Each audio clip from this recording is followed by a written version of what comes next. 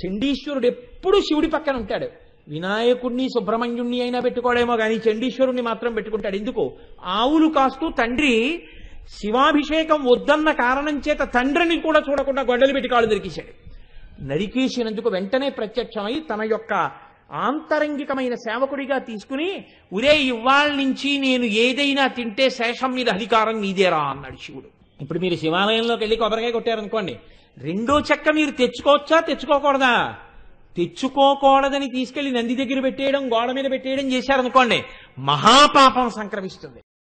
వసిన్యాది దేవతలు అమ్మవారి యొక్క నోటిని స్తోత్రం చేస్తున్నారంటే నిన్నటి రోజున కూడా దంతములను స్తోత్రం చేశారు. శుద్ధ విద్యాంకురాకార ద్విజపంక్తి ద్వయోజ్వల అని.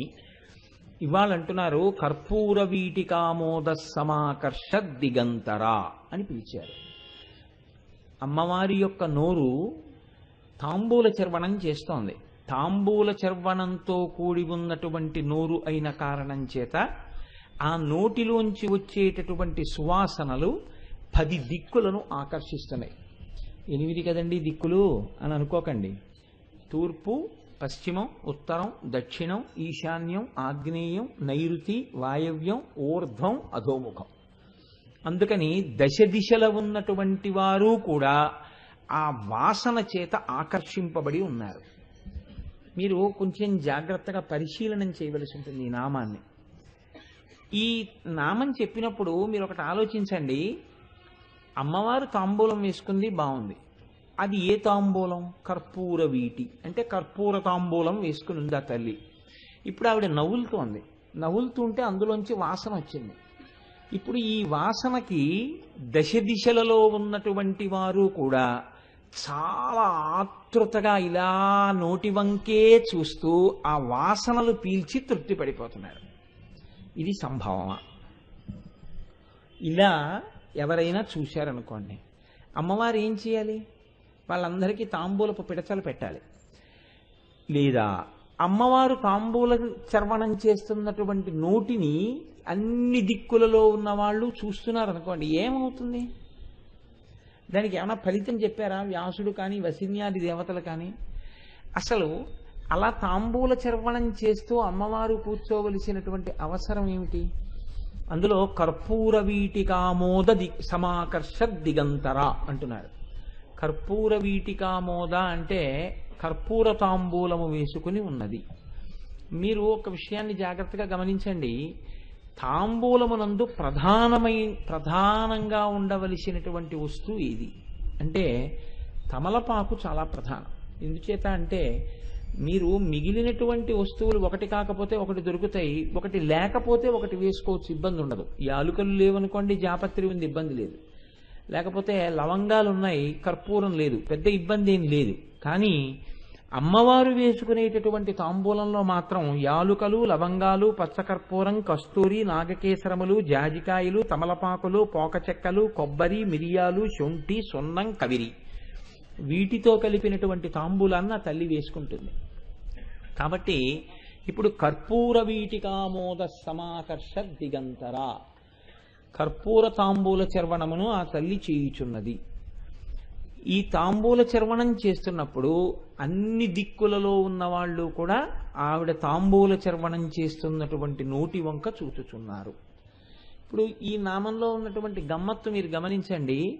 ప్రధానంగా అందులో వాడబడినటువంటివి తమలపాకులు. అసలు తమలపాకులు లేకుండా తాంబూలం అనేటటువంటిది కుదరదు. ఇందులో మీరు కొంచెం జాగ్రత్తగా గమనిస్తే ఈ తాంబూలానికి సంబంధించినటువంటి విశేషం ఒకదాన్ని మీరు తెలుసుకోవాల్సి ఉంటుంది. ప్రధానంగా అందులో ఈ ఆకు ఏదైతే ఉందో తాంబూలంలో వాడేటటువంటి తమలపాకు గురించి కొన్ని మాటలు చెప్పింది శాస్త్రం. తాంబూలార్థం వల్లి తాంబూలి అని పేరు. ఆ ఆకు ఎందుకు పుడుతుంది, ఆ తీగ ఎందుకు పుడుతుంది అంటే అది కేవలము తాంబూలము కొరకు. తాంబూలము కొరకు మాత్రమే ఆ ఆకు పుట్టింది, ఇంకొక ప్రయోజనం ఏం లేదు ఆ ఆకుకి. అటువంటి తీగకు పుట్టింది. మనకి చాలా పవిత్రమైనటువంటి ఆకులు కొన్ని ఉన్నాయి లోకంలో. అందులో మారేడు బిల్వము అని మనం పిలుస్తాం, మారేడు దళం. అది పువ్వు పుయ్యదు, కానీ కాయ కాస్తుంది. పువ్వు పుయ్యకుండా కాయ కాస్తే దాన్ని శ్రీఫలము అని పిలుస్తారు. అది సాక్షాత్తుగా లక్ష్మీదేవి సృష్టి చేసి ఆ చెట్టు కింద కూర్చుని తపస్సు చేసింది. అందుచేత దర్శనం స్పర్శనం పుణ్యం. మారేడు దళాలతో కూడినటువంటి చెట్టు వంక చూసినా ఆ చెట్టును ముట్టుకున్నా కూడా పుణ్యమే. అసలు మారేడు చెట్టు కింద కూర్చుని మంత్రానుష్ఠానం చేస్తే చాలా గొప్ప ఫలితాలు ఇస్తాయి. శారదాపీఠంలో, గుంటూరు శారదాపీఠంలో కాశీ నుంచి ఎవరో తీసుకొచ్చి అక్కడ వేశారట గింజలు, మారేడు చెట్లు పుట్టే. నవగ్రహ ప్రతిష్ఠ చేయడం కోసమని కంచి పీఠాధిపతులు చంద్రశేఖర పరమాచార్య స్వామి వారు ఆ గుడికి వచ్చారు. వస్తే అక్కడ ప్రతిష్ఠ అయ్యేంత వరకు ఆయన ఆ మారేడు చెట్ల కింద కూర్చుని జపం చేసుకున్నారు. అందుకే నేను ఎప్పుడైనా గుంటూరు శారదాపీఠంలో ఉపన్యాసాలు చెప్పడానికి వెళితే ప్రాతకాలానుష్ఠానం అయిపోయిన తర్వాత కొంతసేపు ఆ మారేడు చెట్ల కింద కూర్చుని నేను కూడా జపం చేసుకుంటూ ఉంటాను. ఇది పరమాచార్యులు వారు కూర్చున్న ప్రదేశం కదా అని. మారేడు చెట్టు కింద కూర్చోవడం అంత పవిత్రమైన విషయం. ఈ విషయం చెప్తే మా గోపాలకృష్ణ గారు ఏం చేశారంటే, ఈ దేవాలయంలో ఉన్నటువంటి మారేడు చెట్ల కింద అంత చక్కగా శుభ్రం చేయించేశారు. గురువుగారు అక్కడే కాదు ఇక్కడే ఉన్నాయి కదా, మీరు ఏ ఆదివారమైనా ఇక్కడ కూడా కూర్చుని కొంతసేపు హాయిగా గడుపుతూ ఉండండి అని.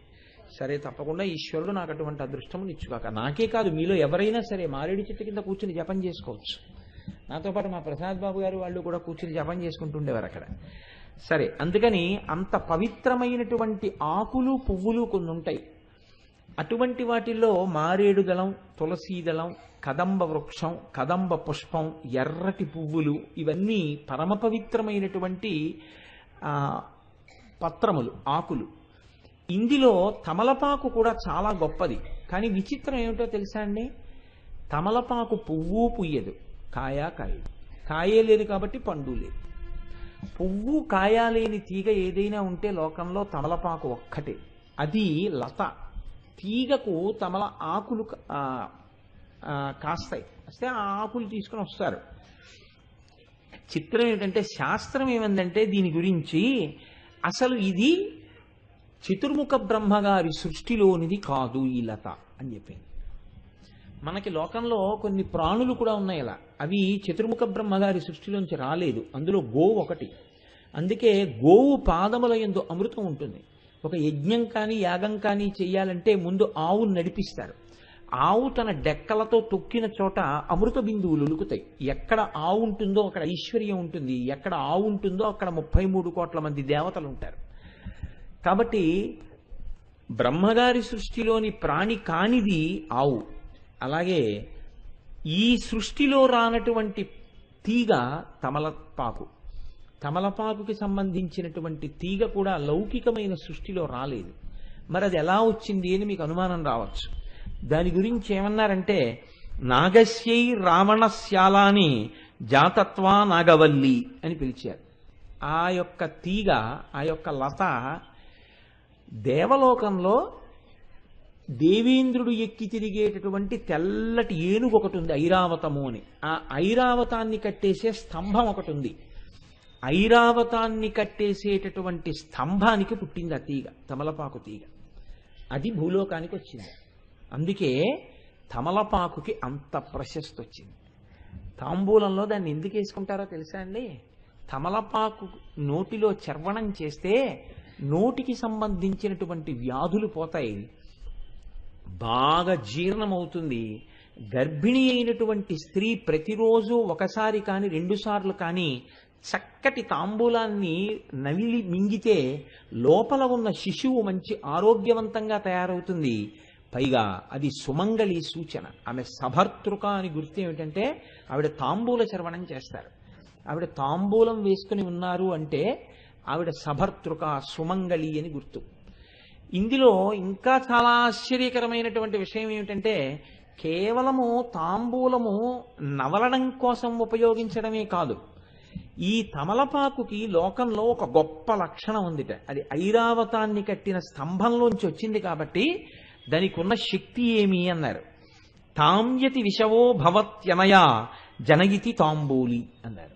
ఈ తమలపాకులతో చేయబడినటువంటి తాంబూలాన్ని చర్వణం చేస్తే జనులందరూ కూడా వివశులవుతారట. అంతకన్నా నేను చెప్పక్కర్లేదు దాని గురించి.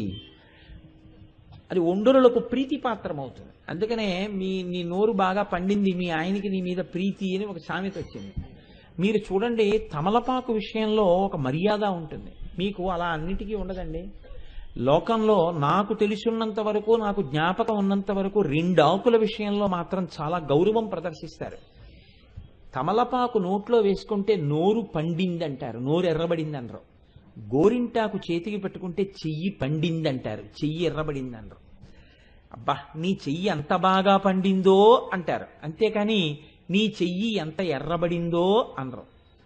తమలపాకులు చర్వణం చేస్తే, తాంబూల చర్వణం చేస్తే నీ నోరు ఎంత బాగా పండిందో అంటారు, అంతేకాని నీ నోరు ఎంత ఎర్రబడిందో అనరు. మీరు చూడండి, బాగా ఎర్రగా ఉంది నోరు అనరు, బాగా పండింది అంటారు. పండిందన్న మాట తమలపాకుకి, పండిందన్న మాట గోరింటాకుకి ఎందుకు వేస్తారో తెలుసా అండి? ఇవి జీవితము యొక్క ప్రయోజనానికే ముడిపెట్టబడి ఉంటాయి. మీరు ఒక చెట్టు పుట్టాలి అని ఒక టెంక వేశారండి, ఒక మామిడి టెంక వేశారు, చెరుకు రసాలు మీరు తిన్నారు. నేను ఒకనకొకప్పుడు పెద్దాపురంలో కాపురం ఉండేవాడిని. ఓసారి ఆదివారం సంత ఉండేది పెద్దాపురంలో. సంతకు పెడితే నా చెయ్యి ఎంత ఉంటుందో అంతంత చెరుకు రసాల మామిడి పళ్ళు వచ్చాయి ఆ రోజున. నేను చాలా తెల్లబోయి ఆ చెరుకు రసాల మామిడి పళ్ళు ఇంటికి పట్టుకొచ్చాను. పట్టుకొస్తే ఒక్క చెరుకు రసం మామిడి పండు పూర్తిగా ఎవడైనా తినగలిగితే, తిని భోజనం కూడా చేయగలిగితే వాడికి 1,00,000 రూపాయలు ఇవ్వచ్చు. అంత మధురమైన పండు, అంతంత పళ్ళు. ఆ టెంక ఒక్కటే ఇంతంత టెంక ఉంది. నేను తెల్లబోయి ఇదేమిటి అసలు ఇంతంత చెరుకు రసాలు అని దాన్ని పెరట్లో పడేశాను. పడేస్తే అవి 2 చెట్లు లేచాయి మా ఇంట్లో. నా ఇంట్లో ఇప్పటికీ పెద్దాపురం ఇంట్లో అది కొద్ది రోజుల్లో నా ఇల్లు కాకుండా అవుతోందనుకోండి. కాబట్టి ఆ పెద్దాపురం ఇల్లు అసలు నేను వెళ్ళింది ఎక్కడ నా బుర్ర, అసలు నేను ఎప్పుడూ ఆ ఇంటికి వెళ్ళనే లేదు. ఎప్పుడో ఒకసారి గుర్తు వస్తూ ఉంటుంది. ఆ ఇంట్లో ఉన్నాయన మంచివాడు కాబట్టి ఎప్పుడో గుర్తు చేసి ఆయన అద్దిస్తుంటాడు నాకు. ఆ ఇంట్లో పెద్ద పెద్ద చెట్లు పుట్టాయి. అవి మామిడి కాయలు కాస్తుంటాయి. నేను ఎప్పుడు తినలేదు. ఆ ఇంట్లో అద్దెకున్న వాళ్లే దాన్ని తీసుకుంటుంటారు. అది న్యాయం కూడా. నేను ఎప్పుడు తెచ్చుకోలేదు. వాళ్ళు తీసుకెళ్ళమన్నా నాకు వద్దమ్మా, నీరు పోసింది మీరు, సంరక్షిస్తున్నది మీరు తినండి తప్ప నేను తీసుకెళ్ళను అలాగని చెప్పాను. అలాగే ఓసారి ఇంతంత పనస తొనలు మా సంతలోకి వస్తే తెస్తే, పాపం ఆ రోజుల్లో మా అమ్మగారి శరీరంతో ఉండేవారు. ఆవిడ చాలా శ్రద్ధ తీసుకుని ఆ పనస చెట్లు వేశారు.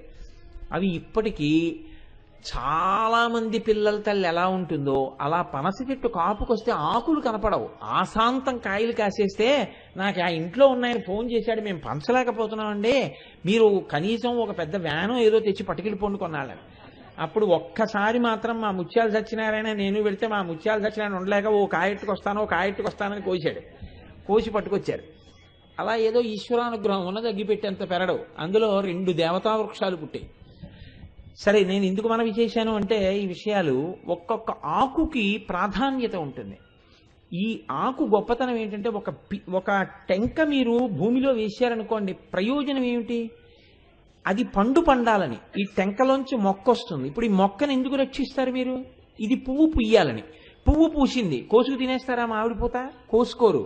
ఇది రక్షింపబడాలి. ఎందుకు? పిందె వెయ్యాలి. పిందెని రక్షిస్తారు. ఎందుకు? కాయ కాయాలి. కాయని రక్షిస్తారు. ఎందుకు? పండు పండాలి. పండిపోయిన తర్వాత ఏం చేయాలి? మీరేం చేయక్కర్లా, అదే విడిపోతుంది. ఇక చెట్టును అంటుకోదు. బాగా పండిపోతే చెట్టు నుంచి విడిపోతుంది. నీ నోరు బాగా పండిందంటారు. అంటే ఏమిటో తెలుసా అండి? ఈ పండిన నోటితో నీవు అత్యంత ప్రీతికరంగా నీ సహధర్మచారినితో మాట్లాడి, నీ సహధర్మచారిని అంత ప్రీతిగా నీతో మాట్లాడి, ఇద్దరూ చెయ్యి పట్టుకుని ధర్మమునందు ప్రస్థానం చేసి మీ జీవితాలు పండించుకోవాలి. ఒండరుల యందు ప్రీతి లేదనుకోండి, ఒకరంటే ఒకరికి, ఈయన వ్రతం చేద్దామంటే ఆవిడ వద్దంటుంది, ఆవిడ గుళ్ళోకి వెడదామంటే ఈయన వద్దంటాడు. ఒకవేళ ఈవిడ వద్దంటే ఆయన విశాల హృదయంతో ఒప్పుకున్నాడు అనుకోండి, ఈయన చేద్దామంటే ఆవిడ ఒప్పుకుంది అనుకోండి, వాళ్ళిద్దరూ ధర్మమునందు ప్రస్థానం చేశారు. అందుకని ఇద్దరూ పండుతున్నారు.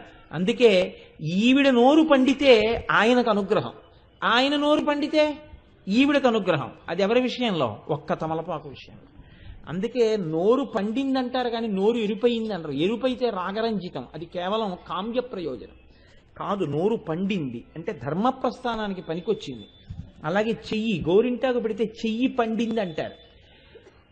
పురుషుడికి గాజుల చేతి భోజనం అదృష్టం.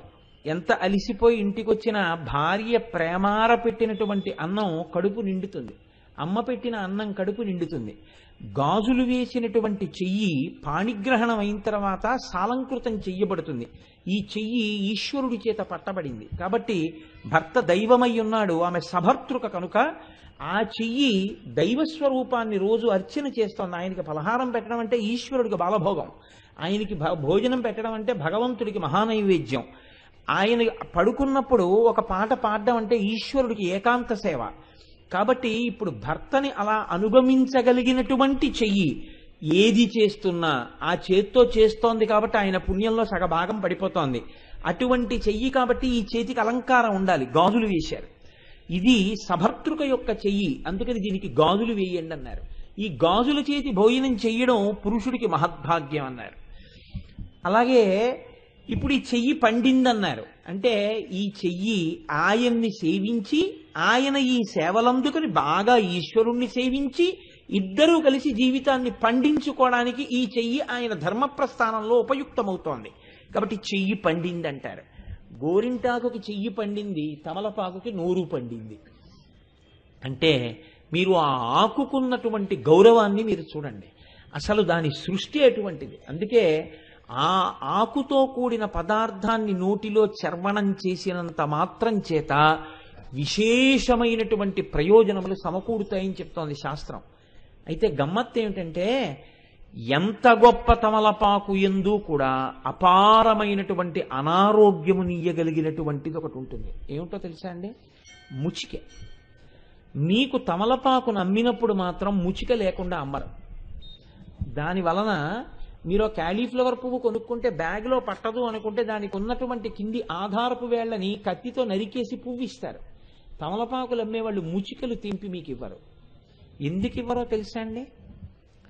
నువ్వు ఏది చేద్దామనుకున్నా దాంట్లోనే పక్కన మళ్ళీ అయోమయమైన ధోరణి, మాయా, వైక్లభ్యము, తడబాటు ఇలాంటివన్నీ కూడా పక్కనే చేరుతాయి. ఇద్దరూ కలిసి ప్రీతితో ఈశ్వర పదంలో ప్రయాణం చేద్దామని మొదలుపెట్టేటప్పటికీ ఈ ప్రీతి వెర్రితలలు తొక్కుతుంది. వెర్రితలలు వేసి పనికిమాలిన ప్రీతిగా మారిపోయి ఒండొల్ల మీద పాడవుతారు. ఇన్నిటికి సూచి అయిన తమలపాకుకి ముచిక మాత్రం అనారోగ్యకరం. అందుకే ఈశ్వరుడికి తాంబూలం ఇచ్చినా సరే ముచిక గిల్లని తాంబూలం ఈశ్వరుడికి ఇవ్వకూడదు. మీకు ఇచ్చినప్పుడు ముచికతో తాంబూలం ఇస్తారు. ఎవరు తాంబూలం వేసుకున్నా తాంబూలం వేసుకునేటప్పుడు ముచిక తీసుకోవడం వాడిదే పని.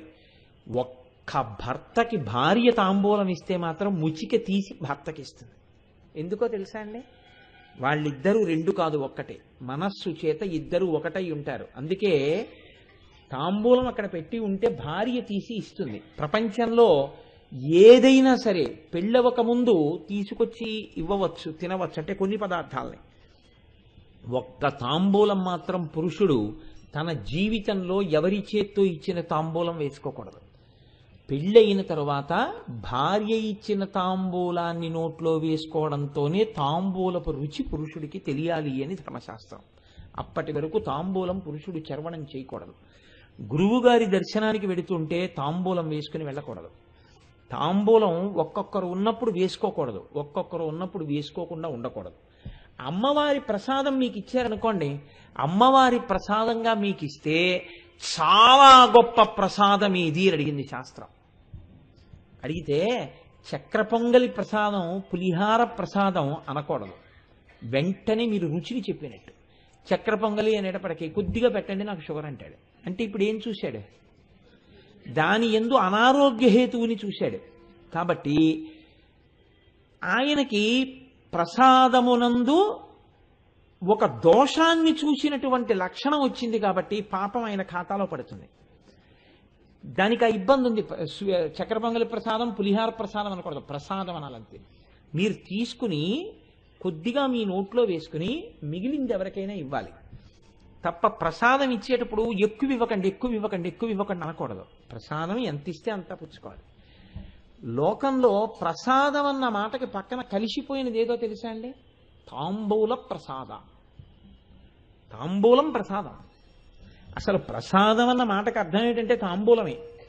తాంబూలం మీకు చిత్రం ఏమిటంటే అమ్మవారి ప్రసాదం అన్నప్పుడు సాధారణంగా కుంకం ఇచ్చారనుకోండి, మీరు చూడండి మగవాడు ఏం చేస్తారంటే కొంచెంగా బొట్టు పెట్టుకుని మిగిలింది ఆడదానికి ఇస్తే ఆవిడ చాలా జాగ్రత్తగా ఒక కాగితంలో పొట్లం కట్టుకుని ఇంటికి పట్టుకెడుతుంది. ఓ ఉత్తరీయం వేశారనుకోండి, మొగాడు ఆ ఉత్తరీయం వేసుకుంటాడు, వెళ్ళిపోతాడు. ఓ చీర పెట్టారనుకోండి, లేకపోతే ఓ రవికిల బట్ట పెట్టారనుకోండి, ఆడది కుట్టించుకుంటుంది. తాంబూల ప్రసాదం ఇచ్చారనుకోండి, అది పురుషుడికా స్త్రీకా?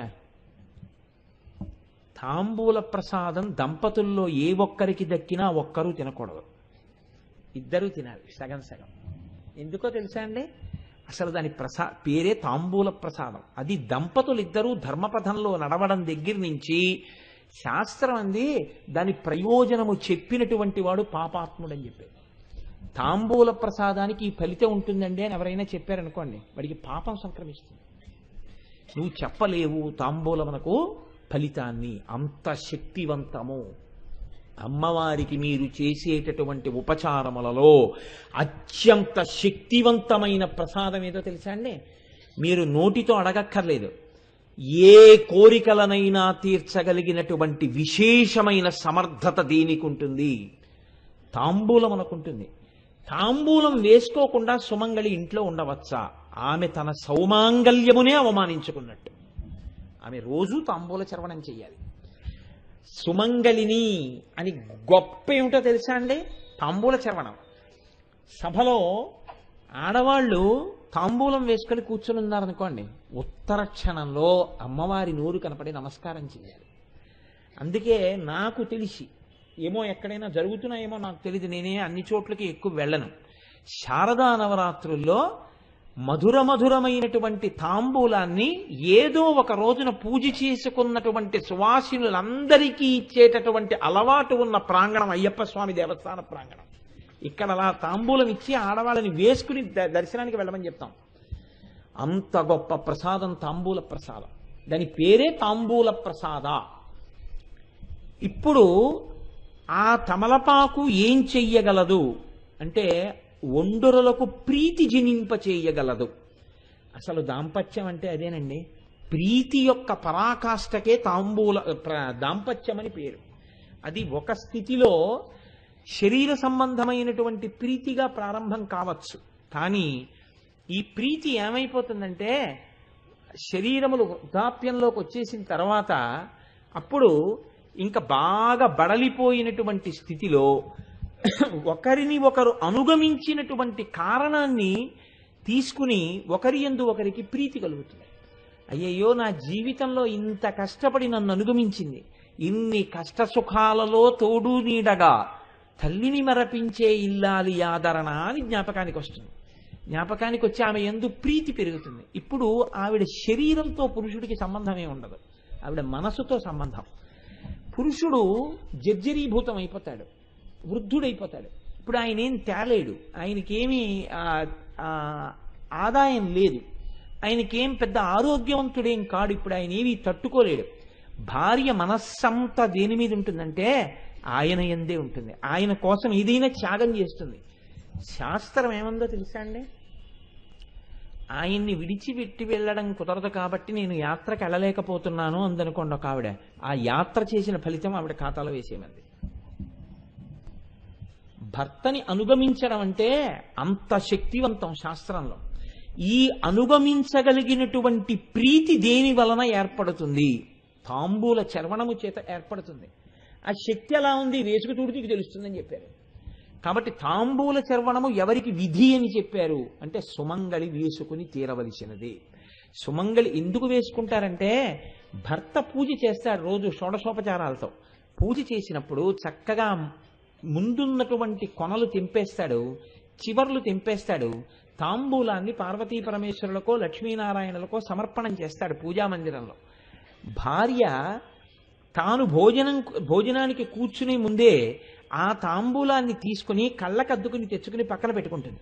ఇప్పుడు ఆవిడ భోజనం అయిపోయిన తర్వాత అలవాటు ఉంటే వేసుకుంటానంటే భర్త గారికి ఓ తాంబూలం చేసిస్తుంది, ఈ తాంబూలం ఆవిడ వేసుకుంటుంది.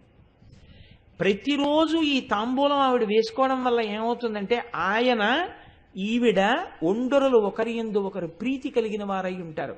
దంపతులు ఏ ఇంట ఒకరి యందు ఒకరు ప్రీతితో సంతోషంగా ఉంటారో అక్కడ లక్ష్మీదేవి తాండవం చేస్తుంది. ఆ ఇల్లు అంత సంతోషంతో అంత సౌభాగ్యంతో ఉంటుంది. తాంబూల తిరస్కారము కాని, తాంబూలమును నిందించడం కాని మహాపాపం. మీకు నేను ఇంకొక మాట కూడా చెప్తాను.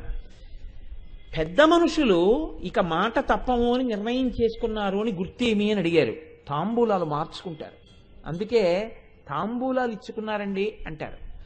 ఏమంటే వాళ్ళ ఇంట్లో నిశ్చితార్థం అయిపోయింది అంటారు. నిశ్చితార్థం అయిపోయిందంటే ఏం చేస్తారంటే దాంట్లో వైదికమైనటువంటి క్రతువేం లేదు.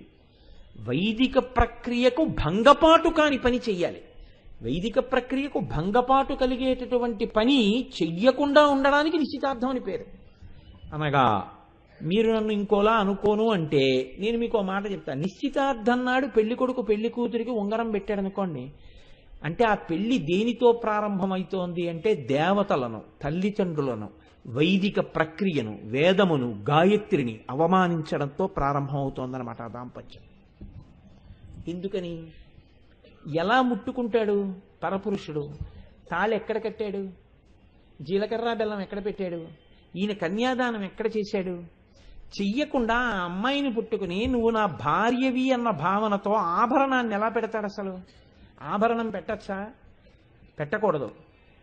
ఆఖరణ పెళ్లికి చిట్ట చివర నాకబలి అని చేస్తారు. నాకబలి అని పేరు దానికి. అది ఇవాళ నాగవల్లి నాగవల్లి అంటున్నారు. నాకబలి అంటే ఏమిటో తెలుసా అండి? పెళ్లిలోనే సాలంకృతం చేస్తారు పిల్లని. సాలంకృత కన్యాదానం అని తీసుకొచ్చి కూర్చోబెడతారు. తన భార్య అయిన తర్వాత జీలకర్ర బెల్లం పెట్టి మంగళసూత్రం కట్టేంత వరకు ఆమె పక్కన కూర్చునే అధికారం ఈయనకి లేదు. కన్యాదాత పెళ్లి భోజనాలు ఎప్పుడు పెట్టాలో తెలుసా అండి? పెళ్లి చేశాక. ఎందుకు పెడుతున్నావు భోజనాలు? వాళ్ళకేం పెళ్లి అవ్వలేదుగా ఇంకా. ఎవరికి వేయాలి మేము అక్షతలు? మీరు నన్ను పెళ్లికి పిలిచారండి. ఇవాళ రాత్రి 2 గంటలకు పెళ్లి, ఇవాళ రాత్రి 7ంటికి భోజనాలు. నేను వచ్చి భోజనం చేశాను. ఎందుకు చేశాను? రేపు మీ ఇంట్లో పెళ్లి కాబట్టి. ఇప్పుడు నేను ఎవరికైనా అక్షతలు? వాళ్ళిద్దరూ వచ్చి నాకు పెళ్లికి వెళ్ళాలంటే అసహ్యం. ఎందుకో తెలుసా అండి? వాడి కర్ణుడు కవచకుండలాలతో పుట్టినట్టు వాడు బూట్లు వేసుకుని ఉంటాడు. వాడి నమస్కారం ఏంటి? వాడికి నేను అక్షతలు ఏంటి? ఎందుకు ఇవ్వడం వాడికి నేను? వాడికి అసలు నమస్కారం చేసే యోగ్యతతో ఏ పెళ్లి కొడుకు ఉండడు. వాడు ఎప్పుడు అసలు బూట్లు విప్పి పెద్దలు వస్తారా మనకు అక్షతలు వేస్తారు. మన జీవితం ఆ అక్షతల మీద ఆధారపడింది. మనం వాడి కాళ్ళకి నమస్కారం ఎలా చేస్తాం? బూట్లు వేసుకుని. అందుకని మనం చెప్పులు లేకుండా నిలబడి ఉందామని ఏ పెళ్లి కొడుకు నుంచి ఉంటున్నాడు ఈ రోజున? ఎవ్వడికి అక్కర్లేదు. వాడు కర్ణుడు పుట్టినట్టు వాడు బూట్లు వేసుకు పుట్టినట్టు బూట్లు వేసుకుని ఉంటాడు అక్కడ. పెళ్ళి అవ్వదు. ఇంకా తెల్లవారుజామున పెళ్లి. ఈ అమ్మాయి వీడు పక్క పక్కనే కూర్చుంటారు. ఇక మళ్ళీ నువ్వు తాళి కట్టాక పక్కన కూర్చోబెట్టడం ఎందుకు? అసలు నిశ్చితార్థానికి ఆడపిల్లని మగపిల్లని కలిపి కూర్చోబెట్టమని ఏ వేదం చెప్పింది? ఎక్కడ ఏ శాస్త్రంలో ఉందండి? అది అవమానం. గాయత్రికి అవమానం, వేదానికి అవమానం. అదేంటిది? ఎలా కూర్చోబెడతారు? మీకు ఎక్కడుంది అధికారం? జీలకర్ర బెల్లం పెట్టే వరకు పక్కన కూర్చోడానికి వీల్లేదు. మీరు కన్యాదానం చేశారు కాబట్టి మీకంత పుణ్యరాశి మీకు వచ్చింది కాబట్టి ఈ సంతోషంలో మీరు వచ్చిన వాళ్ళందరికీ భోజనం పెడుతున్నారు, పలహారం పెడుతున్నారు. వాళ్ళందరూ సంతోషంగా ఇద్దరి తల మీద అక్షతలు వేసి అన్యోన్య దాంపత్య సిద్ధిరస్తూ పుత్రపౌత్రాభివృద్ధిరస్తూ అంటున్నారు. వీడికి పెళ్ళము లేదు, ఆ అమ్మాయికి మొగుడు లేడు. పుత్రపౌత్రాభివృద్ధిరస్తూ అని ఎలా వేస్తున్నావు ఇద్దరికి? వాళ్ళిద్దరికీ అక్షతలు వేసి మీ ఇద్దరికీ పిల్లలు పుట్టాలని చెప్తే వాళ్ళిద్దరిని వ్యభిచారం చేయించిన దోషం నీకు వచ్చింది. ఏది ఎక్కడ పెట్టి జీలకర్ర బెల్లం ఎక్కడ పెట్టుకున్నారండి? మంగళసూత్రం ఎక్కడ కట్టారని కుర్చీల్లో కూర్చోబెట్టి అక్షతలు ఇస్తున్నారు మీరు. ఏది వేదం మీద మర్యాద మీకు? పెళ్లికి ముందు భోజనాలు ఏంటి? పెళ్లికి ముందు రోజు రాత్రి భోజనాలు ఏంటి? పెట్టుకుంటే మీ బంధువులకి పెట్టుకోండి. ఊళ్ళో వాళ్ళకి ఏ అధికారంతో పెడతారు మీరు? ఇది ఒక అర్థరహితమైనటువంటి సిద్ధాంతం. ఇది ఎక్కడి నుంచి వచ్చిందో నాకు తెలియదు. ఇవాళ నిశ్చితార్థం అంటే ఏమిటంటే అసలు పెద్దలు వెర్రేళ్లలా కూర్చుని ఉంటారు. వీడు దానికి ఉంగరం దొరుకుతాడు, ఇది వాడికి దండేస్తుంది. వీళ్ళిద్దరూ ఫోటోలు దిగుతారు, వీడియోలు తీసుకుంటారు. మీరు ఇంకా ఊరుకుంటే మీరు అక్కడ ఉంటారు, వాళ్ళిద్దరూ మోటార్ సైకిల్ మీద ఎక్కడికో వెళ్ళొస్తారు. అంటే నా ఉద్దేశం గుడికో గోపురానికో అయి ఉండదు. ఏ అధికారంతో వెళ్ళారండి గుడికి వాళ్ళిద్దరు? వాళ్ళిద్దరు వెళ్ళాక మేము కాబోయే దంపతులమన్న భావనతో వెళ్ళారా వాళ్ళు? ఎలా వెడతారు వాళ్ళిద్దరు గుళ్ళోకి? ఏ ఈశ్వరుడి మ్రోల కదా వెళ్ళడం? అన్నం తింటున్నావా, గడ్డి తింటున్నావా? తండ్రి వెయ్యుండి ఎలా పంపించావు కూతురునలాగా? ఎందుకు ఈ మాట అంటున్నానంటే ఇలా నేను అనుకుంటే గడ్డి తిని పంపించని రేపు పొద్దున్న నన్ను అడిగే అవకాశం కొంతమందికి ఉండదని. అందుకని ముందుగానే విజ్ఞాపన అనమాట ఇది పరోక్షంగా.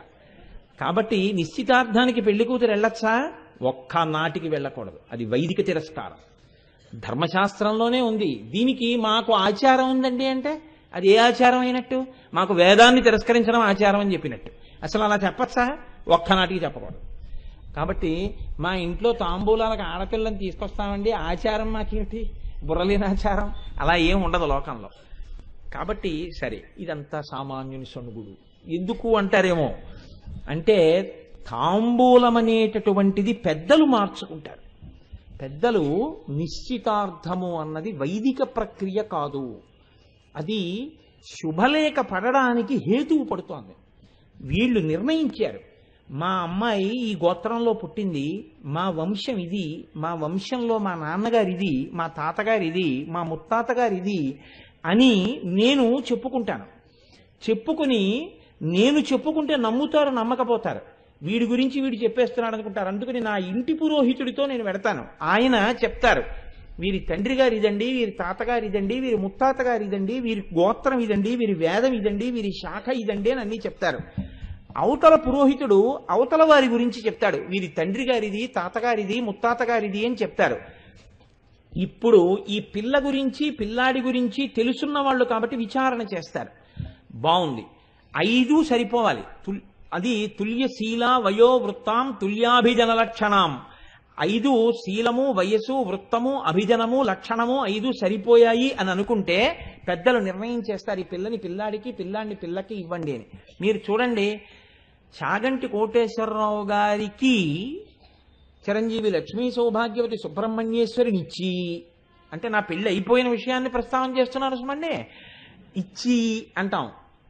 ఇచ్చి పుచ్చుకుని అలా ఏం ఉండవు. వారు వీరు కలిసి వివాహం జరుగుతుందంటే ఇద్దరు కలిసి ధర్మపథంలో నడుస్తారు.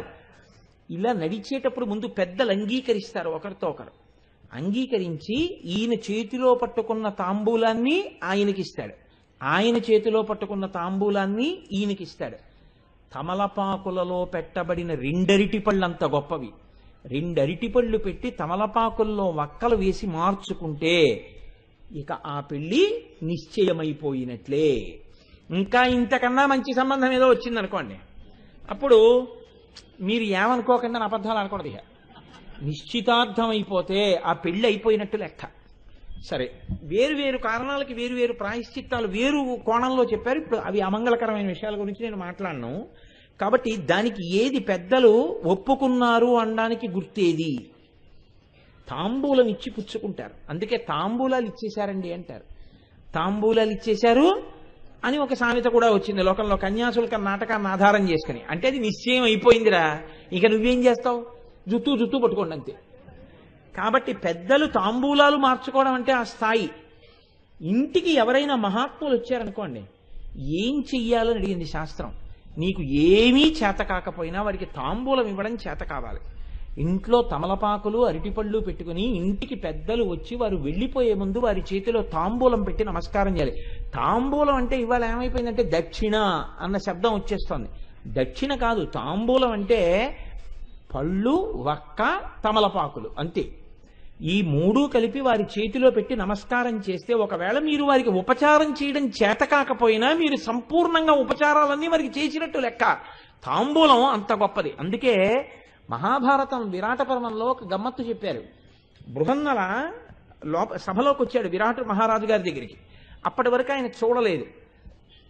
ఆయన వచ్చి అన్నాడు, నేను అంతఃపురంలో ఉన్న ఆడపిల్లలకి నృత్యము గరపంగా నాకు నేర్పు కలదు, నేను ఆడపిల్లలకి నృత్యం నేర్పుతాను, నువ్వు అనుమతి ఇయ్యి, నేను అంతఃపురంలో ఆడపిల్లలకి శిక్షణనిస్తానన్నాడు.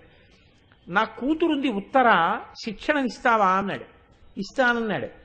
తేరిపారి చూశాడు బృహన్నల వంక. ఎవరో మహారాజాధిరాజు గొప్ప విలుకాడిలా ఉన్నాడు, ఈ పేడి రూపంతో ఉన్నాడు ఏమిటి అనుకున్నాడు. ఈయన్ని చూస్తే మనిషి పేడిగా ఉన్నాడు కానీ బహుగౌరవనీయుడు అనుకున్నాడు. అందుకే మిగిలిన వాళ్ళకి చెయ్యని సత్కారం అర్జునుడికి ఒక్కడికే చేశారు. ఉత్తరని పిలిపించాడు సభలోకి. ఉత్తర సభలోకి వచ్చింది.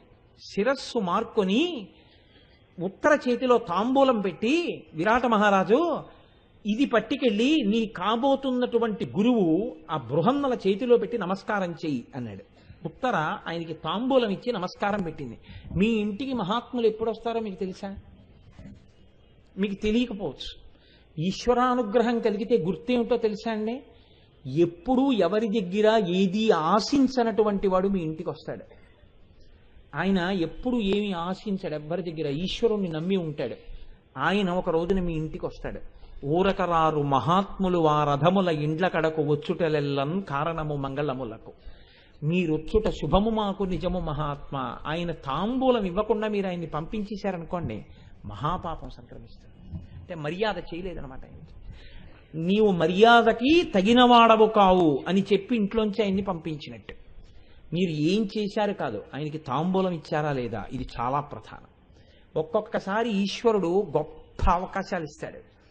మీరు అనుకోకుండా వస్తారు మహాత్ములు, మీరు వారి చేతికి తాంబూలం ఇవ్వకుండా వారిని పంపించేశారనుకోండి, వారిని అవమానించి పంపినట్టుగా లెక్కలోకి వస్తుంది. కాబట్టి తాంబూలం ఇచ్చి పంపాలి. తాంబూలం ఇచ్చి పంపాలంటే మీ ఇంట్లో ఎప్పుడు ఏముండాలి?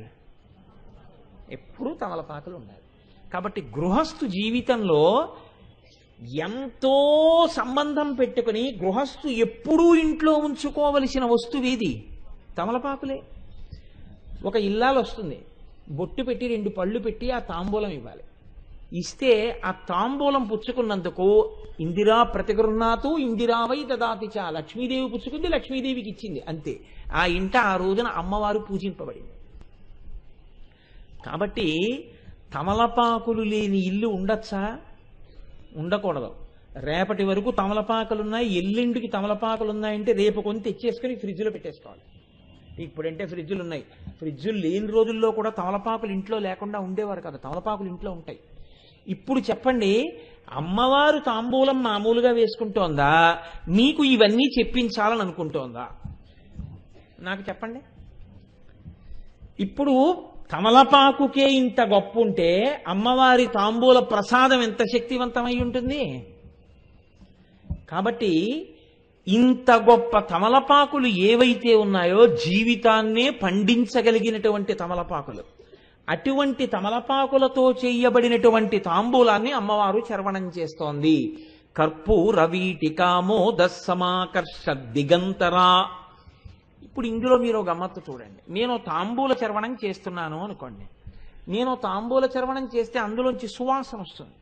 సువాసన లేనిది, కేవలంగా మత్తు కలిగించేది, నెత్తురు కక్కినట్టుగా బయటికి ఉమ్మవలసిన అవసరం ఉన్నది, అనారోగ్య హేతువైనటువంటిది, దాన్ని తాంబూలం అనరు, ఉత్ప్రేరకము అంటారు. అది నీ ఆరోగ్యాన్ని నువ్వు నాశనం చేసుకొనుట, పైగా దాన్ని తాంబూలం అన్న పేరుతో పిలిచి వేసుకోవడం మరింత మహాపాపం. అది తాంబూలం అని చెప్పలేదు శాస్త్రం. ఏది తాంబూలము అంటే ఏది నీకు సమస్తమైన శుభములను చేకూర్చగలదో అది తాంబూలం. అటువంటి తాంబూలం మాత్రమే చర్వణం చేయవలసి ఉంటుంది. ఇప్పుడు అటువంటి తాంబూలం వేసుకుంటే నోట్లోంచి సువాసన వస్తుంది. సువాసన వస్తే మీరు కొంచెం జాగ్రత్తగా పట్టుకోవలసి ఉంటుంది ఈ మాట. నేను తాంబూలం వేసుకుని ఇంట్లో కూర్చున్నాను అనుకోండి, నాకన్నా పెద్దవారు కానీ, నా తమ్ముడు కానీ, మా అన్నయ్య కానీ, మా వదిన గారు కానీ, నా మరదలు కానీ, నా అక్క కానీ, నా చెల్లి కానీ, అన్నయ్య నీ నోట్లో తాంబూలం భలే ఉంది అన్నయ్య, భలే సువాసన వస్తుంది అన్నయ్య అని నా నోరు వంక అలా చూసి నా నోట్లో ఉన్నటువంటి తాంబూలపు ముద్ద తను తిందామనేటటువంటి దృష్టితో చూడదు. అసలు ఆ తాంబూలం వంక చూడగానే ఏమిటో చాలా ఆశ్చర్యంగా చూసేది ఎవరు చూస్తారు? చిన్నపిల్లలు చూస్తారు. మీరు చూడండి, పిల్లల్ని ఏమంటారంటే, ఒరే మీరు పిల్లలు మీరు తాంబూలం వేసుకోకూడదంటారు, అన్నం పెడతారు. పెద్దవాళ్ళకి తాంబూలం ఇస్తారు. ఇస్తే ఈ తాంబూలం పెద్దవాళ్ళు వేసుకుని నవ్వులుతూ ఉంటారు. పెళ్ళి అయిపోయిన తర్వాత నవ్వులుతున్నప్పుడు పిల్లలు ఏం చేస్తారంటే చాలా కుతూహలంగా అలా తల్లి నోటి వంక చూసి, అమ్మ ఏంటమ్మా తింటున్నావు, అమ్మ ఏంటమ్మా తింటున్నావు అంటారు. సువాసన వస్తుంటుంది. అమ్మ కావాలని ఇలా వంగి ఇలా ఇలా నవ్వులుతుంది. నవ్వితే అమ్మాయి అంత మంచి వాసన వస్తుంది, అమ్మ ఏంటమ్మా అది ఏంటమ్మా అది అంటాడు. అది తాంబూలం రా అంటాను. అమ్మ నాకు తాంబూలం ఇయ్యమ్మా, నాకు నువ్వు తినకూడదంట. అనగానే వాడికి మక్కువ పట్టుకుంటుంది. అమ్మ నోరు ఎందుకు వెళ్ళిపోయింది, నేను తినాలి.